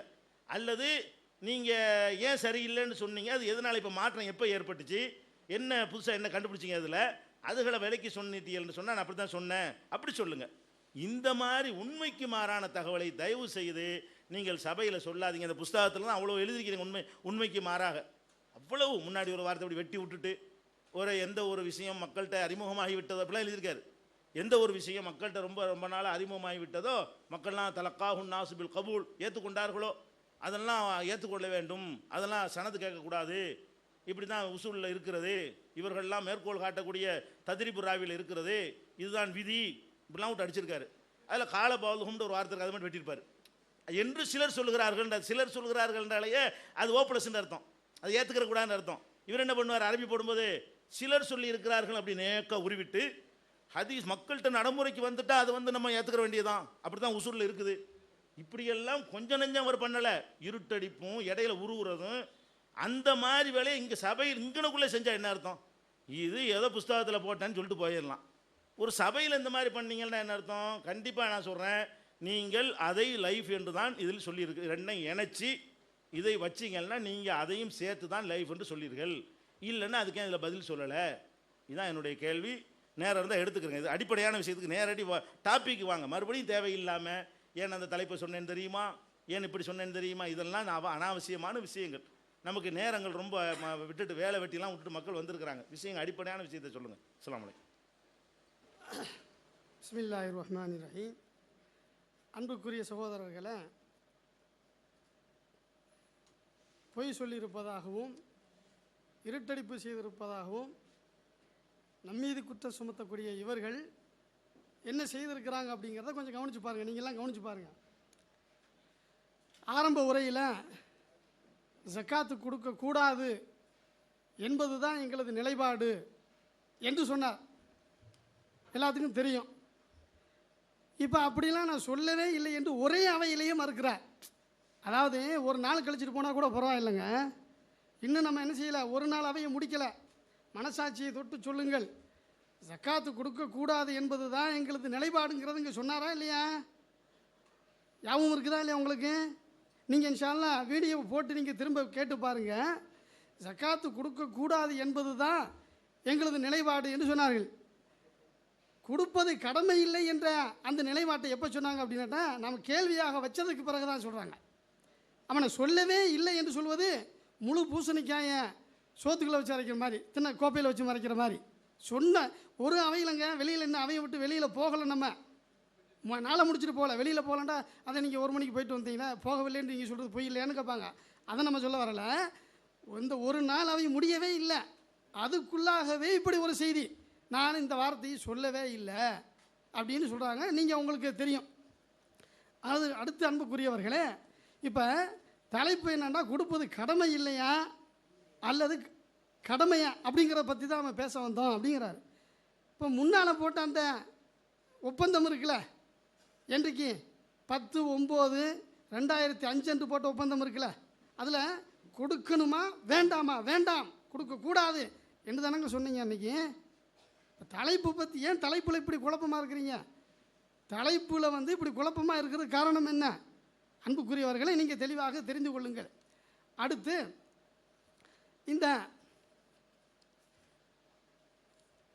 நான் இந்த செய்தியை ஹதீஸை பற்றி சொல்லுகின்ற பொழுது நாம் இந்த மறுப்பு நான் எழுதிய ஒரு மறுப்பை எடுத்துக்காட்டி, இந்த மறுப்பு அந்த ஜனவரி ஏகத்துவத்தினுடைய இதழுக்கு மறுப்பாகத்தான் போடப்பட்டிருக்கிறது. அப்போ அந்த இதழுக்கு போடப்பட்ட அந்த மறுப்பாக இருக்குமே ஆனால் அதில் நாம் எதையெல்லாம் விலக்கி இருக்கிறோமோ அதற்கெல்லாம் பதில் என்று தான் புரிந்து கொள்ள வேண்டும். இப்போ அதற்குரிய பதிலாக சொல்லுகின்ற பொழுது என்ன, நீங்கள் இந்த ஹதீஸைத்தான் நீங்கள் மறுத்தீங்க என்று என்ன செய்கிறாங்க சொல்கிறாங்க. நாம் தெளிவாக கேட்குறோம், நீங்கள் அந்த விளக்குன அந்த ஹதீஸ் இருக்கு பாருங்க, ஏகத்துவத்தில் என்ன விளக்குனது என்னதுன்னு அவங்களுக்கு தெரியாமல் கூட இருக்கலாம். நாளாகி போச்சுல, 1 வருஷத்துக்கு மேலே ஆச்சுல. ஜனவரியில் ஏகத்துவத்தில் எந்த ஹதீஸை விளக்கினார்கள், எந்த ரூட்டில் வரக்கூடிய செய்தியை விளக்கினார்கள், நாம் எடுத்து வைத்திருக்கக்கூடிய இந்த ஹதீஸினுடைய ரூட்டை விளக்குனாங்களா? அதுக்கு நாம் மறுப்பு சொல்லாமல் போயிட்டோமா? அதை அவர்கள் தெளிவுபடுத்த வேண்டும். அந்த ஏகத்துவ இதில் வேறு சுஹைர் என்ற ஒரு அறிவிப்பாளர் தொடராக அறிவிக்கப்படுகிறது என்று சொல்லிவிட்டு அந்த ரூட்டில் வரக்கூடிய செய்தியை தான் என்ன செய்கிறாங்க, அதை தான் விளக்குறாங்க. இந்த ரூட்டில் வரக்கூடியது என்று சொல்லிவிட்டு 10 எல்லாம் பலவீனமானதுன்னு சொல்கிறாங்க. நாம் அது எதுக்கு மறுப்பாக எழுதுனாங்க அப்படின்னு கேட்டால், அல்ஜன்னத்தில் வரக்கூடிய அபத்தங்கள் என்ற பெயரில் தான் நிச்சயதாங்க வெளியிட்டாங்க. அல்ஜன்னத்தில் வரக்கூடிய அபத்தங்களுக்கு பதில் சொல்வதாக இருந்தால் நாம் அல்ஜன்னத்தில் எதை எடுத்து வைத்தோமோ அதுக்கு தானங்க பதில் சொல்லியிருக்கணும். நாம் இப்போ இவர் என்ன கேள்வியை முன் வைக்கிறாரு, ஜனவரி ஏகத்துவத்தில் எதை நாம் எடுத்து வைத்தோமோ அதுக்கு பதில் என்ற பெயரில் தான் இவங்க வெளியிட்டிருக்கிறாங்க. அப்படி எழுதியவர் எல்லாத்துக்கும் மறுப்பு என்று சொல்லி கருதி இதை ஏன் அவர் விளக்கவில்லை, இதை ஏன் பலவீனம் என்று ஒத்துக்கொண்டு போய்விட்டார் என்று கேட்குறாங்களே, அவங்கள பார்த்து நான் திருப்பி கேட்குறேன், ஜனவரியில் அதாவது ஜனவரியில் அதாவது என்ன டிசம்பர் என்று நினைக்கிறேன், டிசம்பரில் வந்த அல்ஜன்னத்தில் வந்ததற்கு மறுப்பாகத்தானே வெளியிட்டிருக்கிறார்கள். அல்ஜன்னத்தில் வரக்கூடிய அந்த செய்தியில் அதில் எது வந்திருக்கிறதோ, என்ன கேட்குறது புரியுதா, அதில் எது வந்திருக்கோ, எந்த செய்தி இடம்பெற்று இருக்கிறதோ அதற்கு தானங்க மறுப்பு எழுதணும் ஜனவரியில். இல்லை இவங்களாக ஒரு செய்தியை கற்பனை செய்து கொண்டு அதை இவர்கள் ஜன்னத்துக்கு மறுப்பாக கருதி நாங்கள் ஜன்னத்துக்கு மறுப்பு எழுதியிருக்கிறோம். ஜன்னத்தில் வராத செய்தி அது. எந்த செய்தி? இந்த செய்தி வராத செய்தி. வராத ஒரு செய்தியை எடுத்துக்கொண்டு இவர்களாக கற்பனை செய்து மறுப்பு எழுதிவிட்டு இதுக்கு மறுப்பாகத்தான் எழுதினாங்க, இதை கண்டுகொள்ளவில்லை என்று சொல்கிறார்கள். அன்புக்குரியவர்களே, இந்த ஏகத்துவத்தில் குறிப்பிட்டிருப்பதாக சொன்னாங்கல்ல ரூட்டு, இந்த ரூட்டை விளக்கியிருக்கிறாங்களா? நான் எடுத்து வச்சிருக்கக்கூடிய இந்த ஹதீஸ் இருக்குல்ல, இந்த ஹதீஸினுடைய ரூட்டு பலவீனமானது என்று விளக்கியிருக்கின்றார்களா? அதை அவங்க தெளிவுபடுத்தணும். பலவீனமானது என்று விளக்கியிருந்தா எந்த அடிப்படையில் பலவீனமானது என்பதை விளக்கியிருக்கணும். அப்படி விளக்கியிருந்தா அதுக்கு நாம் பதில் சொல்லும் பொழுது அதையெல்லாம் கவனத்தில் எடுத்து இவர்கள் சொல்லியிருக்கக்கூடிய இந்த கருத்தெல்லாம் சரிதானா என்பதை ஆய்வு செய்வோம். அப்படி இல்லையே, நீங்கள் எடுத்து காட்டின ரூட்டு எது? ஜுஹைரின் மூலமாக அந்த செய்தி அறிவிக்கப்படுது. ஜுஹைர் அந்த செய்தியை பற்றி என்ன சொல்கிறாங்க, அலி ரலியல்லாஹு அன்ஹு அவர்கள் வரைக்கும் இது சரியானதான், அவங்களும் சரியானதுன்னு சொல்கிறாங்க. அலி ரலியல்லாஹு அன்ஹு அவர்கள் வரைக்கும் அந்த ரூட்டு சரியானது தான். எதில் தான் சந்தேகம்? நபிகள் நாயகம் ஸல்லல்லாஹு அலைஹி வஸல்லம் சொன்னார்களா என்பதில் சந்தேகம் என்று அந்த செய்திகளை தான் சொல்கிறாரே தவிர நாம் எடுத்து வைத்திருக்கக்கூடிய இந்த ரூட் இருக்குல்ல, இந்த ரூட்டை பற்றி என்ன செய்யலை, அதில் பேசலை. அதனால் நாம் திரும்ப கேட்குறோம், நாம் எடுத்து வைத்திருக்கக்கூடிய இந்த ரூட் இருக்குல்ல, இந்த ரூட்டு ஆதாரபூர்வமானது என்று ஏற்றுக்கொண்டீர்களா அல்லது பலவீனம் என்று சொல்கிறீர்களா? பலவீனம் என்று நீங்கள் சொன்னால் இதற்கு என்ன காரணம், இது பலவீனம் என்று நீங்கள் சொல்வதற்கு என்ன காரணம் என்பதை நீங்கள் தெளிவாக விளக்க வேண்டும். அவ்வளோதானே? சரி, அந்த ரூட்டை தாங்க, பிரிண்ட் கொடுத்தாங்க.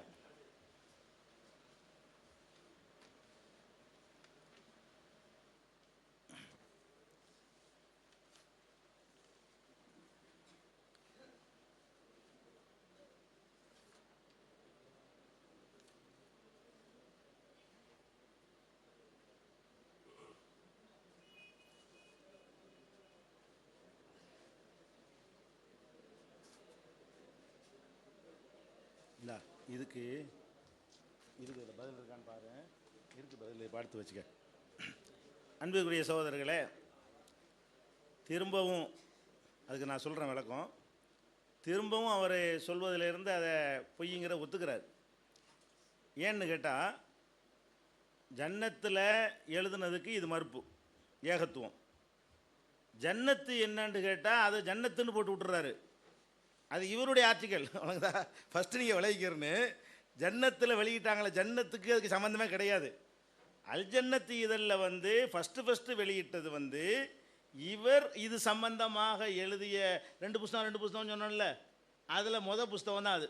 சரியா? நூர் முகமது பாக்கவி அவர்கள் எழுதியதைத்தான் ஜன்னத்தில் முதல்ல வெளியிட்டார்கள். ஜன்னத்துக்கு உள்ள மறுப்பெல்லாம் நூர் முகமது பாக்கவிக்கு தான் மறுப்பு. சரியா? ஜன்னத்துடைய கமாலுதி மதனியோ அப்துல் கார் மதனியோ வேறு அதில் இருக்கிற யாருக்குமோ அதில் சம்மந்தம் கிடையாது. இது நூர் முகமது பாக்கவி தான் எழுதின, அவர் பேரில் தான் அது வந்தது. அந்த ஆர்டிக்கல் கூட அவருடைய நூர் முகமது பாக்கவி பேரில் தான் வந்தது. முன்னுரையிலையும் சொன்னார்கள். இப்போ நான் என்ன கேட்குறேன், இப்போ ஜன்னத்தில் உள்ளது நம்ம ஜன்னத்துக்கு இது சம்மந்தம் இல்லாத மாதிரி யாரோ ஜன்னத்தில் எழுதிவிட்டாங்க, அதுக்கு நீங்கள் பதில் சொன்னீங்கிற மாதிரியும் ஒரு தோரணை இங்கே நிறுவ பார்க்குறாங்க. அப்போ ஜன்னத்தில் எழுதினார் என்பதற்குடைய அர்த்தத்தை நீங்கள் விளங்கிக்கிறேன்னு நான் முதலில் எழுதியதுன்னு அதுக்கு அர்த்தம். ஜன்னத்தில் எழுதினது என்பதற்கு நூர் முகமது பாக்கவி சொன்ன அர்த்தப்படி சொன்னால் என்ன அர்த்தம்? நூர் முகமது ஆகிய நான் முதலில் எழுதிய கட்டுரைக்குன்னு அதை சொல்லணும், ஜன்னத்துன்னு சொல்லக்கூடாது. ஏன்னா அதை பார்த்தா உங்களுக்கு எது உண்மைன்னு விளங்கு. அப்போ நூர் முகமது பாக்கவி அவர்கள் எழுதியது தான் ஜன்னத்தில் முழுசாக வெளியிட்டார்கள். சரியா? இப்போ நாம் ஏகத்துவத்தில் வெளியிட்ட மறுப்பும் ஜன்னத்துக்கு அல்ல, நூர் முகமதுக்கு தான். நம்ம வெளியிட்ட மறுப்பு எதுக்கு தான்? அவருடைய ஆர்டிக்கல் தானே, ஆர்டிக்கல் சொந்தக்காரருக்கு தானே மறுப்பு, அதை வெறுத்துட்டோம். அப்போ அவருக்கு நாங்கள் மறுப்பாக, நல்லா கவனிக்கணும், யாருக்கோ சம்மந்தமில்லாத ஒரு விஷயம் என்று அவர் இருக்க முடியாது. அவருக்கு மறுப்பாக நாங்கள் இதை இணைஞ்சிருக்கிறோம், இந்த ஏகத்துவத்தை வெளியிட்டிருக்கிறோம். வெளியிடும் பொழுது அதில் என்ன பண்ணுறோம்னு கேட்டால், பொதுவாக ஜக்காத்தை பற்றி என்னென்ன கருத்துக்கள் எல்லாம் வைக்கப்படுகிறதோ, என்னென்ன ஆதாரங்கள்லாம் வைக்கப்படுகிறதோ பரவலாக அதையெல்லாம் அவருக்கு மாத்திரம் உள்ள மறுப்பாக இல்லாமல் பொதுவாக என்னென்னலாம் வைக்கப்படுதோ அதையெல்லாம் நாங்கள் சேர்த்து அதில் குறிப்பிடுறோம். குறிப்பிடும் பொழுது அதில் இவருக்கு வெயிட்டான ஒரு வாதம் அதில் இருந்தால் நல்லா கவனிக்கணும். இவருக்கு இதுதான் இப்போ மெயின் ஆதாரமாக வைக்கிறாரு. இப்போ என்ன வைக்கிறாரு? வருஷம் கொடுத்த பொருளுக்கே திருப்பி திருப்பி கொடுக்கணுங்கிறதுக்கு என்ன ஆதாரம் தெரியுமா என்று முதல்ல அவர் எடுத்து வைக்கக்கூடியதாக இது தான் வைக்கிறாரு. அவ்வளவு பயங்கரமான ஒரு ஆதாரம் என்று அவருக்கு அது பட்ட ஒன்றாக இருந்தால் என்ன பண்ணியிருக்கனே, இது பலவீனம், ஆனாலும் பலமான ஒரு ரூட் ஒன்று இருக்கிறது, அதை கண்டுகொள்ளாமல் இது பண்ணிவிட்டார்கள், இவ்வளோ பக்கத்தை நான் வேஸ்ட் பண்ண தேவையில்லை, இதோ அந்த ஹதீஸை நான் நிறுவுகிறேன், அதிலிருந்து நான் வருஷம் கொடுக்கறது நிலைநாட்டுகிறேன் அப்படின்னு சொல்லியிருக்கணும். இப்போவும் சொல்கிறேன், அவர் அதையும் சேர்த்து அதில் உள்ளதையும் சேர்த்து தான் எந்த ஒன்றும் அவருக்கு சஹீஹ் என்று அவர் நினைக்கவே கிடையாது. எல்லாமே பலவீனம் என்று தான் அவர் நிலைநாட்டினார். அதனால்தான் குள்ள ஆமைனின்ற 2 வருஷ ஜக்காத்தை ஒரே நேரத்தில் வாங்கினாங்கன்னு ஒரு ஹதீஸ் வருது. அது ஒரு ஹதீஸ் இல்லை, அது ஒரு 10-12 ரூட்டில் வருது. அது எல்லாத்தையும் குறிப்பிட்டு நாங்கள் பலவீனம்னு இருக்கிறோம். அதுக்கு என்ன அர்த்தம்? அம்புடும் பலவீனம்னு அர்த்தம். அதில் எந்த ஒரு ரூட்டாவது சரியானது வந்துச்சுன்னு சொன்னால் அது என்ன மறுக்கிறவர் என்ன பண்ணணும், இது 10 போட்டிருக்கிறாங்க, 10ல் 9 தான் சரியில்லை, 1 சரியானது இருக்கிறது, அவங்க அதை அப்படின்னு சொல்லி அதுக்கு மறுப்பு கொடுத்து அதை வச்சு தன்னுடைய கருத்தை நிலைநாட்டி இருக்கணும். வருஷம் ஜக்காத்து கொடுப்பதை நிலைநாட்ட வந்த ஒருத்தர் எது அவருக்கு முதல் ஆதாரமாக இருக்கிறதோ, இதான் முதல் ஆதாரம். இப்போ எடுத்து வச்சதில் விளங்குதா இல்லையா? இதான் முதல் ஆதாரம். எது முதல் ஆதாரமாக இருக்கிறதோ அதை கண்டுக்கிறாமல் போவாரா? எதுலேருந்து அவர் நிரூபிக்க போகிறாரோ அதுதான் அவருக்கு பிரதான ஆதாரமாக இருக்கிறதோ அதை வச்சு எதையெல்லாம் வச்சு எதெல்லாம் சொல்கிறாரு, பிச்சைக்காரனாகி விடுவானா, இதெல்லாம் ஒரு வாதமாக அதுக்கெல்லாம் சொல்கிறாரு வரிஞ்சுக்கிட்டு. பிச்சை அதுக்கெல்லாம் சொல்ல தேவையே இல்லை. ஏன்னு கேட்டால் நம்ம ஜன்னத்தில் நம்ம ஏகத்துவத்தில் எல்லாம் வாபஸ் வாங்கிக்கிறோன்னு சொல்லிட்டு அந்த மாதிரி சொல்லக்கூடாது, இது மாதிரி வாதங்கள் வைக்கக்கூடாதுன்ட்டு சொன்னதுக்கெல்லாம் மறுப்பு சொல்கிறாரு. எப்படி? அது எப்படி? சட்டம் எளிமையாக இருந்தால்தான் எல்லாரும் கொடுப்பார்கள் என்பது பைத்தியக்காரத்தனமாக இருக்கிறது. அதெல்லாம் வரிஞ்சு சொன்ன நீங்கள் உங்களுடைய பிரதான ஆதாரத்தை கம்பவுண்டு கைவிட்டது ஏன்? ஒன்றும் கிடையாது, அது பலவீனம்தான் அவர் சொன்னார். அதான் அவருடைய முடிவு, அதான் அவருடைய நிலைப்பாடு, அதுதான் அவருடைய கருத்து. அதனால்தான் அது சம்பந்தமாக அந்த 3 தலைப்புலையும் 3ஐயும் ஓரம் கட்டிட்டு இது தொடர்பாக எந்த பேச்சையும் பேசாமல் அவர் எதை பற்றி பேசுகிறாரு? வேறு விஷயங்களை தான் பேசுகிறார். குல்லாமின்கிற ஹதீஸை எடுத்துக்கிறாரு, அது சரின்னு நிறுவுறாரு. நம்ம சில ஹதீஸை எடுத்து வச்சுருந்தோம் துணை ஆதாரம்னு சொல்லி அதை பலவீனம்ங்கிறதுக்கான அவர் சில காரணங்களை அதில் நிறுவுறாரு. அதுகளையெல்லாம் விழாவாரியாக உள்ள வரைக்கும் போய் நிறுவனம் ஒருத்தர் இவ்வளோ முக்கியமான ஒரு ஆதாரத்தை கண்டுக்கிறாம அதை ஒன்று விட்டுட்டு போவாங்களா? பலவீனம்னு சொல்லிட்டு விட்டு போவாங்களா? அப்போ ஒன்று ஒத்துக்கிறங்க, நான் ஏற்கனவே பலவீனம் நினச்சேன், அதான் உண்மை. நினச்சிருக்கிறீங்க, நீங்கள் நினச்சது மனசில் உள்ளவங்களுக்கு தெரியாது, இதில் தெரியுது. மனசில் உள்ளது தெரியாட்டாலும் இந்த பேப்பர்லேருந்து தெரிகிறது. அதனால் பளிச்சுன்னு மக்களுக்கு தெரிஞ்ச விஷயமா இருக்கிறதுனால உள்ளதை ஒத்துக்கிட்டு இன்னென்ன காரணத்தினால நான் இதையும் பலவீனம் நினச்சேன், அதில் இல்லைன்னு அப்படி சொல்லணுமே தவிர திரும்பவும் 3வது தடவையும் போட்டீங்க. இவர் ஏன் நல்லா தெரியுத, பளிச்சுன்னு தெரியுத, அந்த புஸ்தகத்தில் அவர் வேணுண்டே கண்டுக்கிறாமல் விட்டு போயிருக்காரு, எல்லாம் பலவீனம் தான் சொல்லியிருக்கிறாருன்னு எல்லாருக்கும் விளங்குது, உங்களுக்கு கூட இருக்கிற ஆட்களுக்கெல்லாம் விளங்குது. அதனால் இதை வச்சு ரொம்ப போட்டு அலட்டிக்கிறாமல் நீங்கள் அதுக்குரிய காரண காரியத்தை சான்றுகளோடு எடுத்து வைங்க, உங்கள் நேரத்தையும் சேர்த்து எடுத்துக்கிறங்க. அன்புக்குரிய சகோதரர்களே, சரியான விறுவிறுப்பாக எல்லாம் விறுவிறுப்பாகத்தான் இருக்கிறது. இன்ஷா அல்லாஹ் புரிந்து கொள்ளக்கூடிய மக்கள் தெளிவாகவே புரிந்து கொள்வார்கள். வாதம் என்று சொன்னால் இப்படி அறிவுபூர்வமாக இருக்க வேண்டும், கேலியும் கிண்டலும் இல்லாமல் ஒரு தெளிவான. இப்போ போகக்கூடிய இந்த ரூட் இருக்குதே ரொம்ப தெளிவாக இருக்குது. அதாவது ஆதாரத்தின் அடிப்படையில் சான்றுகளை கருத்துக்களை எடுத்து வைக்கிற ரொம்ப வரவேற்க வேண்டிய ஒரு விஷயம். இப்போ பாருங்கள், சொன்னார்கள் பிச்சைக்காரனாக ஆகிவிடுவான் என்பதற்கெல்லாம் மறுப்பு எழுதினார்கள், சட்டத்தை எளிமையாக்க வேண்டும் என்பதற்கெல்லாம் மறுப்பு எழுதினார்கள். இவர்களுக்கு எது முதன்மை ஆதாரமாக இருக்கிறதோ, இப்போ எது வச்சிருக்கிறாங்களோ அதுக்கு மறுப்பு எழுதாமல் விட்டாங்க. இதே ஆதாரப்பூர்வமானது என்று இவர்கள் இருப்பார்களே ஆனால் சொல்லியிருக்கலாம். இப்படி அன்புக்குரியவர்களே, அப்படி சொல்லிட்டு வரும்பொழுது சொன்னதற்கெல்லாம் மறுப்பு கொடுத்தார்கள் அப்படின்னு சொன்னாங்க. அங்கே தான் கவனிக்கணும். எதை சொன்னார்களோ அதற்கு நாம் மறுப்பு கொடுத்தோம். அது நாங்களே சொன்னதற்கு பிறகு தப்பாக தான் சொல்லிட்டோம் அப்படிங்கிறத ஒத்துக்கொண்டதற்கு பிறகு தான் மறுப்பு எழுதுனாங்க அப்படிங்கிற மாதிரி பேசுகிறாங்க. தப்பாக சொல்லிட்டோங்கிறத நம்ம எழுதுனதுக்கு பின்னால் ஒத்துக்கிட்டாங்க. இதுக்கு முன்னால் நவம்பரில் என்ன செய்கிறாங்கன்னா ஒரு இதழை வெளியிடுகிறார்கள், ஜக்காத்து சம்பந்தமாக ஒரு இதழை வெளியிடுகிறார்கள். நாங்கள் சொன்னது தப்பு தான், இந்த மாதிரியெல்லாம் தவிர்க்கப்பட்ட அடுத்து இதே கருத்தில் ஜனவரி ஏகத்துவத்தையும் வெளியிடுகிறார்கள். ஜக்காத்து சம்பந்தமாக இவர்கள் 2 மாத இதழ்களை வெளியிடுகிறார்கள். நவம்பர் மாதம், நவம்பராக இருக்கலாம் அல்லது செப்டம்பராக இருக்கலாம், செப்டம்பர் மாதம் ஒரு இதழையும் அதே போன்று ஜனவரி மாதத்தில் ஒரு இதழையும் வெளியிடுகிறார்கள். இதையெல்லாம் தவிர்க்கப்பட்ட ஆதாரங்கள், இனிமேல் நாங்கள் இதெல்லாம் கூற மாட்டோம், உதாரணத்திற்கு கூட கூற மாட்டோம் என்றெல்லாம் எதை இந்த ஜனவரி மாத இதழில் குறிப்பிட்டார்களோ அதை எங்கள் இதில் குறிப்பிடலை. அதாவது செப்டம்பர் மாத இதழில் குறிப்பிடலை, அவங்க சொல்லலை. அப்படி சொல்லியிருந்தாங்கன்னு வைங்களேன், அதுக்கு நாம் மறுப்பு எழுத மாட்டோம். எங்கே கடந்த காலங்களில் மேடைகளில் எழுத்துகளில் எங்கெல்லாம் இந்த கருத்துக்களை வைத்து பிரச்சாரம் செய்து வந்தார்களோ சொன்னதுக்குத்தான் நம்ம மறுப்பு எழுதணும். அவங்களே அதை ஒத்துக்கிட்டாங்க. எதையெல்லாம் சொன்னார்களோ சொன்னோமோ அதற்கெல்லாம் மறுப்பு எழுதினார்கள். சொன்னதுக்கு தான் மறுப்பு எழுதணும் அப்படிங்கிறத அவர் ஒத்துக்கொண்டு ஏகத்துவத்தில் சொல்லாத ஒரு செய்திக்கு பதில் சொல்லவில்லையே ஏன்னு கேட்குறாங்களே, நியாயமாக இருக்குதா? சொன்னால் தானங்க பதில் சொல்ல முடியும். இந்த ரூட்டை எடுத்து நீங்கள் விளக்கி இந்த ரூட்டு பலவீனமானது, இது அந்த அடிப்படையில் பலவீனமானது நீங்கள் சொல்லணும்.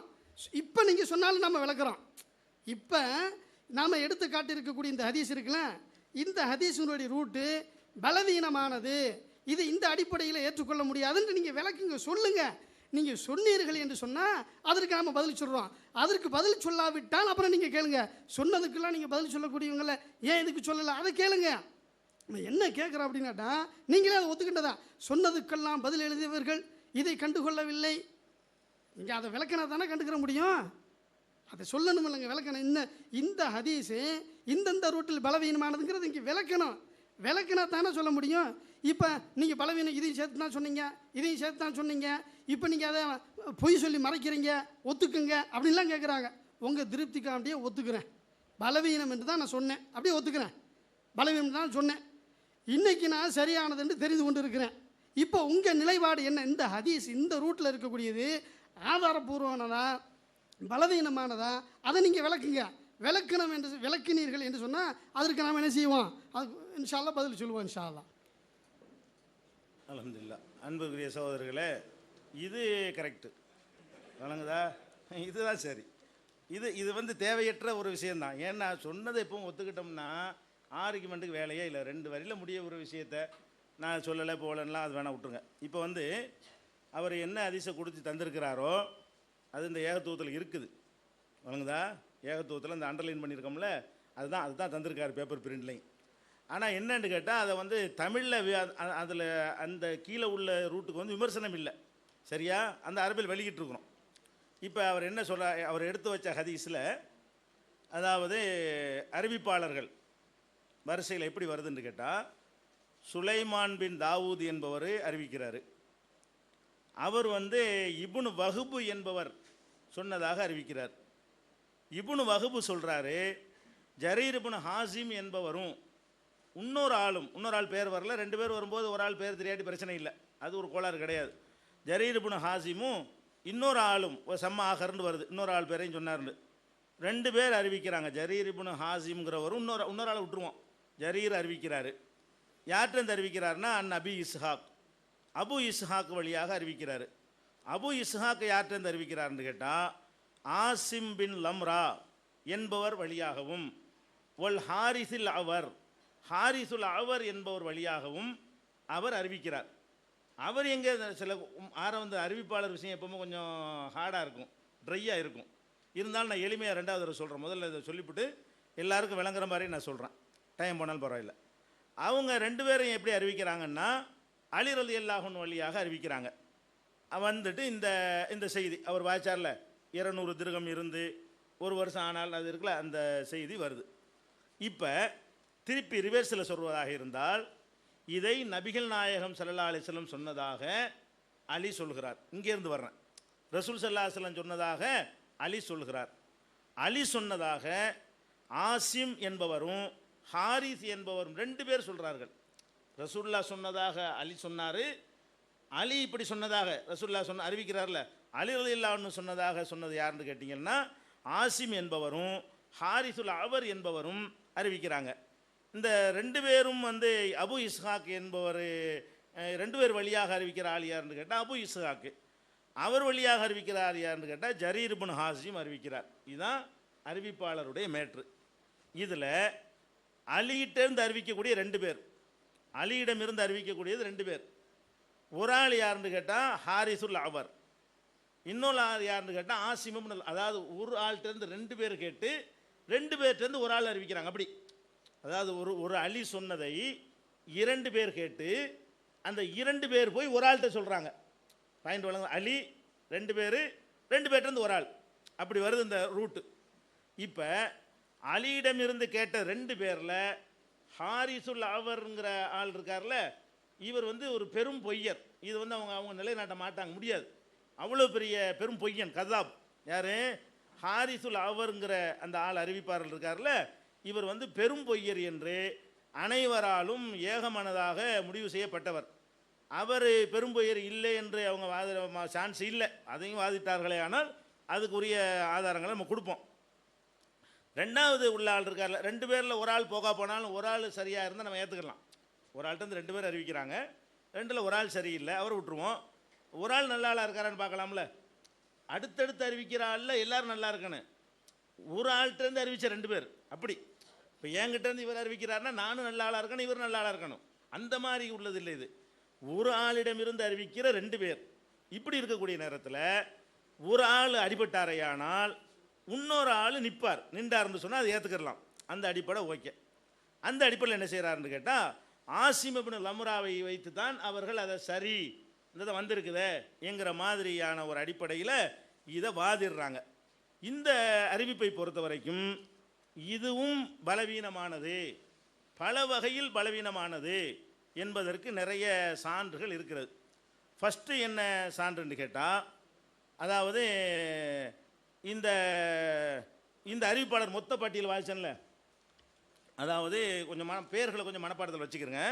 அலி ஹாரிஸில் அவரை விட்டுருங்க, அவர் போக்கு அது அவங்களும் சொல்ல மாட்டாங்கன்னு நினைக்கிறேன். அலியிடமிருந்து கேட்டவர் வந்து ஆசிம் இப்னு லம்ராவையெல்லாம் விட்டுருங்க, ஷார்ட் பேரை வச்சுக்கிறோம். அலிகிட்டேருந்து கேட்டவர் ஆசிம்கிட்டேருந்து கேட்டவர் அபு இஸ்ஹாக்கிட்டேருந்து கேட்டவர் ஜரீர்கிட்டேருந்து கேட்டவர் இப்னு வஹப். இப்படி வச்சுக்கிறங்களேன். இந்த பெயர்கள் தான் இது அறிவிக்கப்படுகிறது. இந்த ஹதீஸை வந்து அறிஞர்கள் எல்லாம் என்ன செய்கிறாங்கன்னு கேட்டால் ஆய்வு செய்கிறாங்க. ஆய்வு செஞ்சு பார்த்துட்டு என்ன முடிவுக்கு வந்திருக்கிறாங்கன்னு கேட்டால், இது வந்து இப்போ ஆசிமை பொறுத்த வரைக்கும் இவர் ஹாரிஸ் மாதிரி பெரும் பொய்யர் அந்த மாதிரியான ஒரு ஆள் கிடையாது. அவருடைய வேலை என்னன்னு கேட்டால் கான ரதி அல் ஹிஃபுலி, ரொம்ப மோசமான நினைவாற்றல் உள்ளவர்.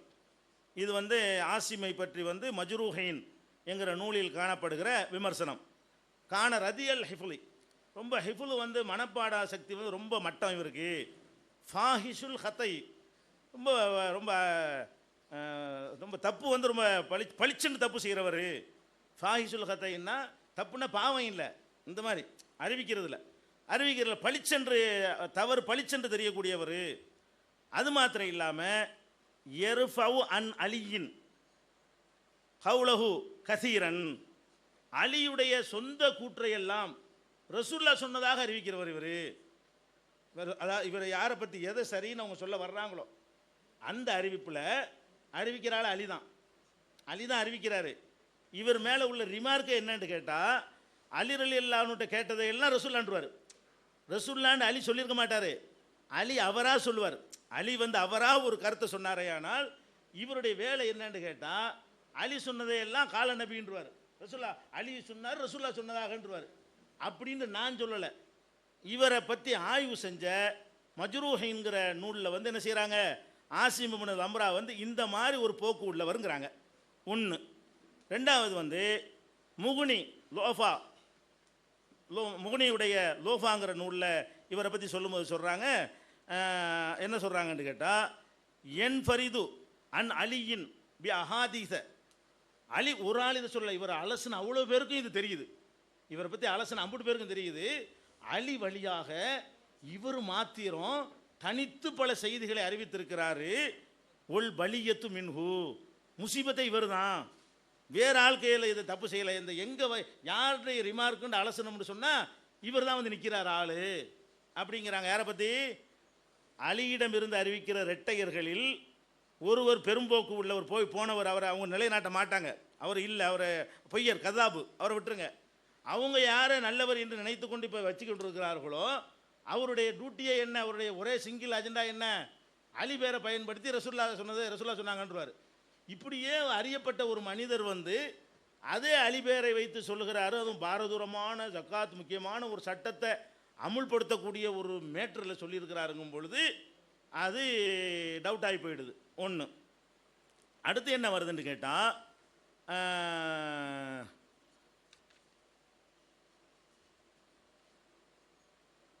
சரி, அது ஒரு முக்கியமான ஒரு பாயிண்ட் ஒன்று இருக்குது. என்னென்னா, இது வந்து ஒரு ஒரு சஹாபி சொன்னதை ரசூல்லா சொன்னார்ன்னு சொல்வது என்பது பாரதூரமான விஷயமாக வர போயிடுது.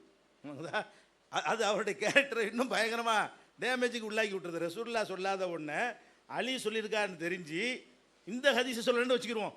பொதுவாக இப்படி சொல்லக்கூடியவராக இருந்தால் அதுவே அவர் அவுட் ஆக்கிருமே. ஓ, அவர் ரசூல்லா பேரில் கூட விட்டு அடிப்பார் போல இருக்கு. இவர் ரசூல்லா சொல்லாத வேற ஒருத்தவங்க சொன்னதை ரசூல்லா சொன்னாங்கன்னு சொல்வது என்பது சின்ன விஷயமா? அதுக்கு தானே 8-12 பக்கத்துக்கு இதில் எழுதியிருக்காரு அவர். மறுபடியும் நான் சொன்னல இப்னு உமர் சொன்னாங்கிறது ரசூல்லா சொன்னாங்கன்னு. அவ்வளவுக்கு நூர் முகமது அவர்கள் கடும் கோபத்தை ஏற்படுத்தக்கூடிய அது மாதிரியான வேலையை செஞ்சாலும் இவர் நூர் முகமது பாக்கவி அவர்கள் எதில் கடும் கோபம் கொள்வாரோ, எதில் கடும் கோபம் கொள்வாரே, இப்னு உமர் சொன்னதை ரசூல்லா என்று சொல்லிவிட்டார்கள் அப்படின்னு சொல்லி அவர் கோபம் வச்சு பாருங்க. அந்த கோபத்துக்கு உரிய ஆளாக யார் நிற்கிறா? இப்போ ஆசிமுங்கிறவர் நிற்கிறார். சரியா? இது ஒரு விஷயம். அடுத்து என்னன்னு கேட்டால், இது எங்கே இருக்குன்னு கேட்டால் தகதீபில் அவங்க சொல்கிறாங்க, வான் அலியின் பி அஹாதீஸ பாத்திலா, அலி வழியாக பாத்திலான அதாவது வீணான பொய்யான பல ஹதீஸ்களை இவர் அறிவித்திருக்கிறார். அலி வழியாக யாருடைய ஹதீஸை வச்சு இப்போ நிலைநாட்ட போகிறாங்களோ ஆசிமு என்பவர் எப்படி ஆகலாம்? 2 பேரை வச்சு நிலைநாட்டி ஆகணும். ஒன்று ஹாரிசுல் அவரை வச்சு நிலைநாட்டணும். அநேகமாக அதையும் செஞ்சால் பயமாக தான் இருக்குது. செஞ்சால் பார்த்துக்குருவோம். அது ரொம்ப ஈஸியான ஒரு மேட்ரு. அவ்வளோ பொய்யர் அவர். இவர் ஜரீரை வைத்து இவங்க ஆசிமை வைத்து அவங்க நிலைநாட்டுவார்களே. ஆனால் அதுக்கு மட்டும் நான் சொல்லிக்கிறேன், அவங்க சொன்னார்களே அதுக்கு வந்துக்குருவோம். சரியா? அப்போ இப்னு ஹஜர் அவர்கள் தகதீபில் சொல்கிறாங்க, அன் அலியின் பி அஹாதீஸ பாத்திலா, பாத்திலான பொய்யான பல ஹதீஸுகளை அலி வழியாக எல்லாரும் ஆய்வு செய்கிறாங்க. இவர் அலின்னு வந்துட்டாலே விவகாரம் இருக்குது. எல்லாரும் இவர் ஆய்வு பண்ணும்போது என்ன தெரியுது? மற்றதுலாம் ஒழுங்காக சொல்லிட்டு அலின்னு வந்த உடனே ரசூல்லான்றாரு. ஆனால் இது எப்படி கண்டுபிடிக்கிறாங்க தெரியுமா? அது ஒரு முக்கியமானது இருக்குது. இவரை தவிர மற்றவங்க அறிவிக்கிறாங்கல்ல, அதே செய்தியை பார்த்தீங்கன்னா இவரை விட உறுதியான ஆளுக்கு அறிவிக்கிற செய்தியிலையெல்லாம் அலியில் நின்று போயிடும். இவர் நுழையும் போது மட்டும்தான் எப்படி வகையில் கண்டுபிடிப்பாங்க இதெல்லாம். இதே செய்தியை இதே அலியிடத்தில் கேட்ட இவரை விட வலுவான ஆளுக்கு அறிவிப்பாங்கல்ல, அவங்க அறிவிக்கும் போதெல்லாம் இது மாதிரியான பல செய்திகளை தொகுக்குறாங்க. எல்லாமே எப்படி வரும்னா அலியின் அவர் சொன்னார்னு வந்துடும். இது அலியின் கருத்து. இது என்னண்டா, ஒருத்தர் 200 திர்கம் இருந்து ஒரு வருஷம் கடந்து விட்டால் 5 திர்கம் கொடுக்கணும் என்பது யாருடைய கருத்து? அலியுடைய சொந்த கருத்து. ரசூலுல்லாஹ்க்கு இதில் இந்த சம்மந்தம் கிடையாது. மௌகூஃப்னு சொல்லுவாங்க. நம்ம மர்ஃபூவத்தை ஆதாரம் மையத்துக்குன்னு எழுதியிருக்கோம். மர்ஃபூன்னா ரசூலுல்லாஹ் சம்மந்தப்படணும். சரியா? அப்போ இதில் இவருடைய கேரக்டர் அலசி ஆராய்ஞ்சவங்களெல்லாம் என்ன பார்க்குறாங்கன்னு கேட்டால், அலி சம்பந்தமாக இவர் அறிவித்தது என்னென்ன, இதே செய்திகளை அலி சம்பந்தமாக வேற யாரெல்லாம் அறிவிச்சிருக்கிறா எல்லாத்தையும் எடுக்கிறாங்க. யாரெல்லாம் எடுக்கிறா? இப்னு ஹஜர் எடுக்கிறாரு. அவரை ஒரு கிதாபில் எடுத்து ஆய்வு பண்ணி பார்க்குறாங்க. எல்லாரும் அலியோடு நிறுத்துறதையெல்லாம் இவர் ரசூலுல்லாஹ்னு சேர்த்துருக்கிறார்.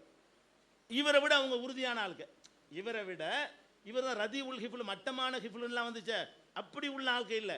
இவரை விட நல்ல பிரைட்டாக உள்ள ஆளுக்கு என்ன பண்ணுறாங்கன்னு கேட்டால் அலி தான் சொன்னாருங்கிறாங்க. இவர் இல்லை, அலி ரசூலுல்லாஹ் வழியாக தான் சொன்னார் அப்படிங்கிறாரு.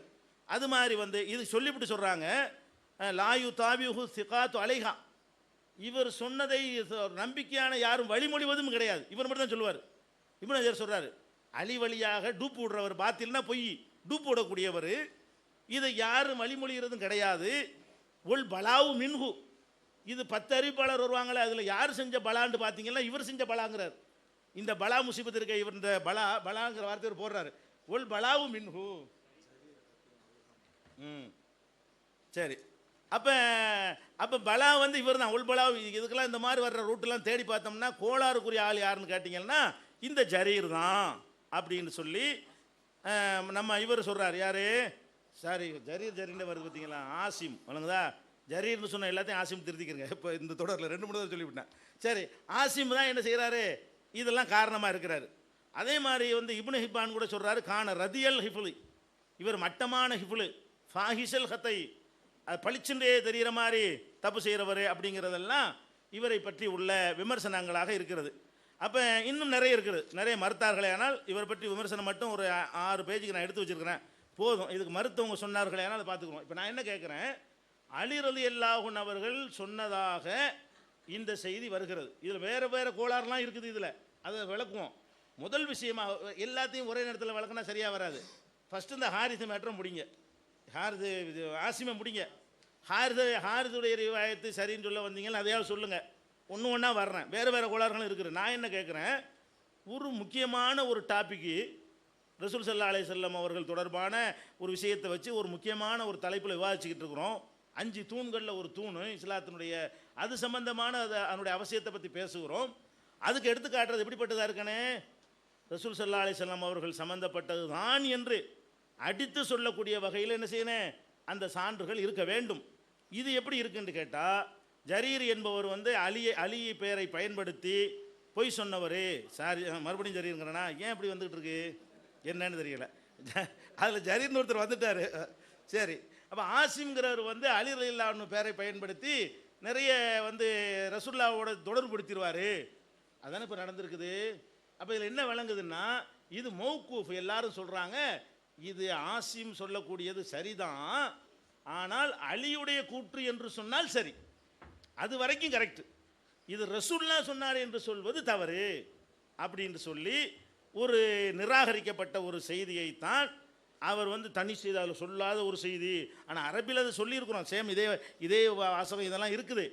ஆனால் அவர் சொன்னபடி அதில் தமிழில் அதுக்கு விமர்சனம் இல்லை. ஆனால் அவர் அரபியில் சொல்லியிருக்கிறாங்களே, அதையும் பார்த்துருப்பாங்களேன்னு அவர் நினைஞ்சிருக்கானே, அவர் அதை கவனித்து இருக்கணும். சரியா? சரி, இருந்தாலும் பரவாயில்லை, அரபியில் முழுசாக அதில் போட்டிருக்கிறோம். அது தமிழில் அந்த விமர்சனம் மட்டும் விடுபட்டிருக்கு. அவர் சொன்னபடி அது தமிழில் இல்லது, அரபியில் கரெக்டாக அது போட்டிருக்கிறோம். இப்போ பாயிண்ட் என்ன, இந்த ஹதீஸில் நாங்கள் வைக்கக்கூடிய முதல் குறைபாடு இதை நிறுவிட்டு வாங்க. அடுத்து வேறு விஷயங்கள் இதை உறுதிப்படுத்தக்கூடிய வேறு சான்றுகள் 2வது வைக்கணும். பிஸ்மில்லாஹிர் ரஹ்மானிர் ரஹீம். அன்புக்குரிய சகோதரர்களே, குழப்பமடைந்திருக்கிறார்கள் என்பது அவர்களது வார்த்தையிலிருந்து தெளிவாக தெரியுது. என்ன சொல்கிறோம், என்ன சொல்ல போகிறோம் அப்படிங்கிறதுல தடுமாற்றம் இருப்பது சத்தியமாக இருந்துச்சுன்னா தடுமாற்றம் நிச்சயமாக இருக்கிறதுக்கு வாய்ப்பு இல்லை. அடுத்து இந்த அறிவிப்பாளரை பற்றி விமர்சனம் செய்கின்ற பொழுது இப்னு ஹஜர் அவர்கள் இப்படி கூறியிருக்கிறார்கள். ஏன்ட்டு அதுக்குரிய நிறைய குறிப்புகள்லாம் இருக்குது என்று சொல்கிறார். இப்னு ஹஜர் எழுதிய நூல் தான் என்ன அப்படின்னு கேட்டால் தஹ்தீபு தஹ்தீப் என்பது. இந்த நூல் அறிவிப்பாளர்களை பற்றிய விமர்சன தொகுப்பு நூல் தான். இப்னு ஹஜர் அவர்கள் இந்த துறையில் சிறந்து விளங்கியவர்கள் என்பதில் யாருக்கும் அவருக்கும் நமக்கும் மாற்று கருத்தே இல்லை. எல்லா அறிஞர்களும் இப்னு ஹஜர் அவர்கள், தஹபி போன்றவர்கள் இந்த அறிவிப்பாளரை ஆய்வு செய்வதில், அவர்களை பற்றிய தகவல்களை தொகுத்து கொடுப்பதில் மிகப்பெரிய அளவுக்கு சேவை செய்திருக்கிறார்கள் என்பதில் யாருக்கும் சந்தேகம் இல்லை. அதனால் ஆசிமை பற்றிய செய்தியும் இங்கே நம்ம என்ன செய்கிறோம், நம்ம பார்க்குறோம். ஆசிமை பற்றி செய்தி இவர்கள் குறிப்பிடுகின்ற பொழுது ஃபாஹிஷல் ஹத்தை, ரொம்ப தவறு செய்யக்கூடியவர், ரதி உல் ஹிஃபது, ரொம்ப மனன சக்தி குன்றியவர், இது போன்ற காரணத்தினால வந்து அவர் பல செய்திகளை வந்து என்ன செய்திருக்கிறார், ரசூலுல்லா சொன்னதாக சொல்லிவிட்டிருக்கிறார். அலி அவர்கள் சொன்ன கூற்றை யார் ரசூலுல்லா சொன்னதாக சொல்லியிருக்கிறார். அலி அவர்களிடமிருந்து வேறு இவரை விட நம்பகமான அறிவிப்பாளர்கள் இந்த செய்தியை ரசூலுல்லா சொன்னதாகத்தான் அறிவிக்கிறாங்க என்று ஒரு செய்தியும் சொல்கிறார். இப்போ நாம் கவனமாக கேளுங்கள். இப்போ நம்ம ஒரு கேள்வியை வைக்கிறோம். இந்த நாம் இப்போ சொல்லி காட்டிய இந்த ஹதீஸு, உங்களுக்கு 200 திர்ஹம் இருந்தால் அதில் 5 திர்ஹம் கொடுக்க வேண்டும் என்று சொன்ன அந்த ஹதீஸ் இருக்குல்ல, இந்த ஹதீஸை அலி அவர்களிடமிருந்து ஆசிமை தவிர இவரை விட வலுவான அறிவிப்பாளர் அறிவிக்கிறான்னு சொல்கிறீங்கள, அவர்கள் யார்? கேள்வி புரியுதா? ஆசிமை விட இப்போ என்ன செய்யுதுன்னா, ஆசிமிட்ட 2 பேர் கேட்டுருக்குறாங்க. ஹாரிஸ் என்ற கதாபு, அதில் நமக்கு மாற்று கருத்து இல்லை. கதாபு தான், பொய்யர் தான், அவரை விட்டுருவான். ஆசிமு கேட்டிருக்கிறாரு. ஆசிமு அலி அவர்களது கூற்றை ரசூலுல்லா கூறியதாக கூறிவிட்டார். ஆனால் அலி அவர்களிடம் கேட்ட மற்ற இவரை விட நம்பகமான அறிவிப்பாளர்கள் யார் சொன்னதாக, ரசூலுல்லா சொன்னதாக சொல்லலை, அலியின் கூற்றாகத்தான் பதிவு செய்திருக்கிறார்கள் என்று சொன்னார்களே. ஆசிமையும் ஹாரிஸையும் தவிர இந்த ஹதீஸை அலி அவர்கள் மீது கேட்டு அறிவித்த மிக வலுவான சொன்னாங்கல்ல, நம்ம அவர்கள் யார் என்பதை இந்த சமுதாயத்துக்கு அவர்கள் தெளிவுபடுத்த வேண்டிய, தெளிவுபடுத்தணும். கேட்குற கேள்வி புரியுதா? புரியுதுல? அலியிடத்தில் ஆசிமு கேட்டு அறிவிக்கிறாரு. இவரை விட நம்பகமானவர்கள் யாரை விட? ஆசிம். அலிகிட்ட கேட்ட ஆசிமை விட நம்பகமானவர்கள். மூன் பப்ளிகேஷன்ஸ் வெளியீடுகள்: இஸ்லாமிய அடிப்படை கல்வி, திருமுறையின் தோற்றுவாய், திருக்குரானில் அறிவியல் சான்றுகள் பாகம் 1, அர்த்தமுள்ள கேள்விகளும் அறிவுபூர்வமான பதில்களும், குரான் கூறும் ஓரிரை கொள்கை, நபி வழியில் தொழுகை சட்டங்கள், மாமனிதர் நபிகள் நாயகம், குரான் மட்டும் போதுமா, ஹதீஸ்கள் குரானுக்கு முரண்படுமா, அழகிய இஸ்லாமிய பெயர்கள், இதுதான் பைபிள், ஜனாசாவின் சட்டங்கள், ஏகத்துவமும் இணை வைப்பும், திருக்குரானின் அறிவியல் சான்றுகள் பாகம் 2, இஸ்லாம் பெண்கள் உரிமையை பறிக்கிறதா, பிறை ஓர் விளக்கம், இஸ்லாம் ஓர் இனிய மார்க்கம், நபி தோழியர் வரலாறு, குற்றச்சாட்டுகளும் பதில்களும், நோன்பு, இயேசு இறைமகனா, வருமுன் உரைத்த இஸ்லாம், உண்மை தோழர் அபுபக்கர் அலி, பெண்களுக்கான நபி வழி சட்டங்கள், அறிவுச்சுடர் அன்னை ஐசார் அலி, இஸ்லாத்தில் சொர்க்கம் நரகம், நபி தோழர்களும் நமது நிலையும், துவாக்களின் தொகுப்பு, முகைதீன் மௌலிது ஒரு ஆய்வு, குரானை எளிதில் ஓதிட, நபிகள் நாயகம் பல திருமணம் செய்தது ஏன், யாக்குத்பா ஒரு ஆய்வு, நபி வழியில் நம்ஹஜ், நபி வழியில் குழந்தை வளர்ப்பு, தராவி தொழுகை ஒரு ஆய்வு, ஜக்காத் ஒரு ஆய்வு, இஸ்லாத்தில் இல்லறம், கியாமத் நாளின் 10 அடையாளங்கள், நபிகளாரின் நற்போதனைகள், மன்னரை வாழ்க்கை, பைபிளில் நபிகள் நாயகம், இஸ்லாத்தின் பார்வையில் பில்லி சூனியம், தர்கா வழிபாடு, நபிகளாரின் இறுதி நாட்கள், இஸ்லாமிய கொள்கை, சரியான ஹதீஸ்களும் தவறான ஹதீஸ்களும், சந்திக்கும் வேளையில் கொள்கை விளக்கம், பேய் பிசாசு உண்டா, கற்பனை கதைகள், நவீன பிரச்சனைகளும் தீர்வுகளும், தப்லிக் தாகலிம் தொகுப்பு, சுபகான மௌலிது ஒரு ஆய்வு, மனிதனுக்கேற்ற மார்க்கம், நேர்ச்சையும் சத்தியமும், மனனம் செய்வோம், விளக்கப்பட்ட உணவுகள், அர்த்தமுல்லா இஸ்லாம், குர்பானியின் சட்டங்கள், தொழுகை, இஸ்லாத்தின் பார்வையில் கனவுகள், இஸ்லாமிய திருமணம், இறைவனிடம் கையேந்துங்கள், மீராஜும் அதன் படிப்பினைகளும், வேதம் கொடுக்கப்பட்டோர் யார், மற்றும் prophet Mohammed the greatest man மற்றும் TNTJ மார்க்க அறிஞர்கள் உரையாற்றிய CD டிவிடிகள் கிடைக்கும் இடம் மூன் பப்ளிகேஷன் 83/3 மூர்தரு முதல் மாடி மண்ணடி சென்னை 1. Phone number 65690810.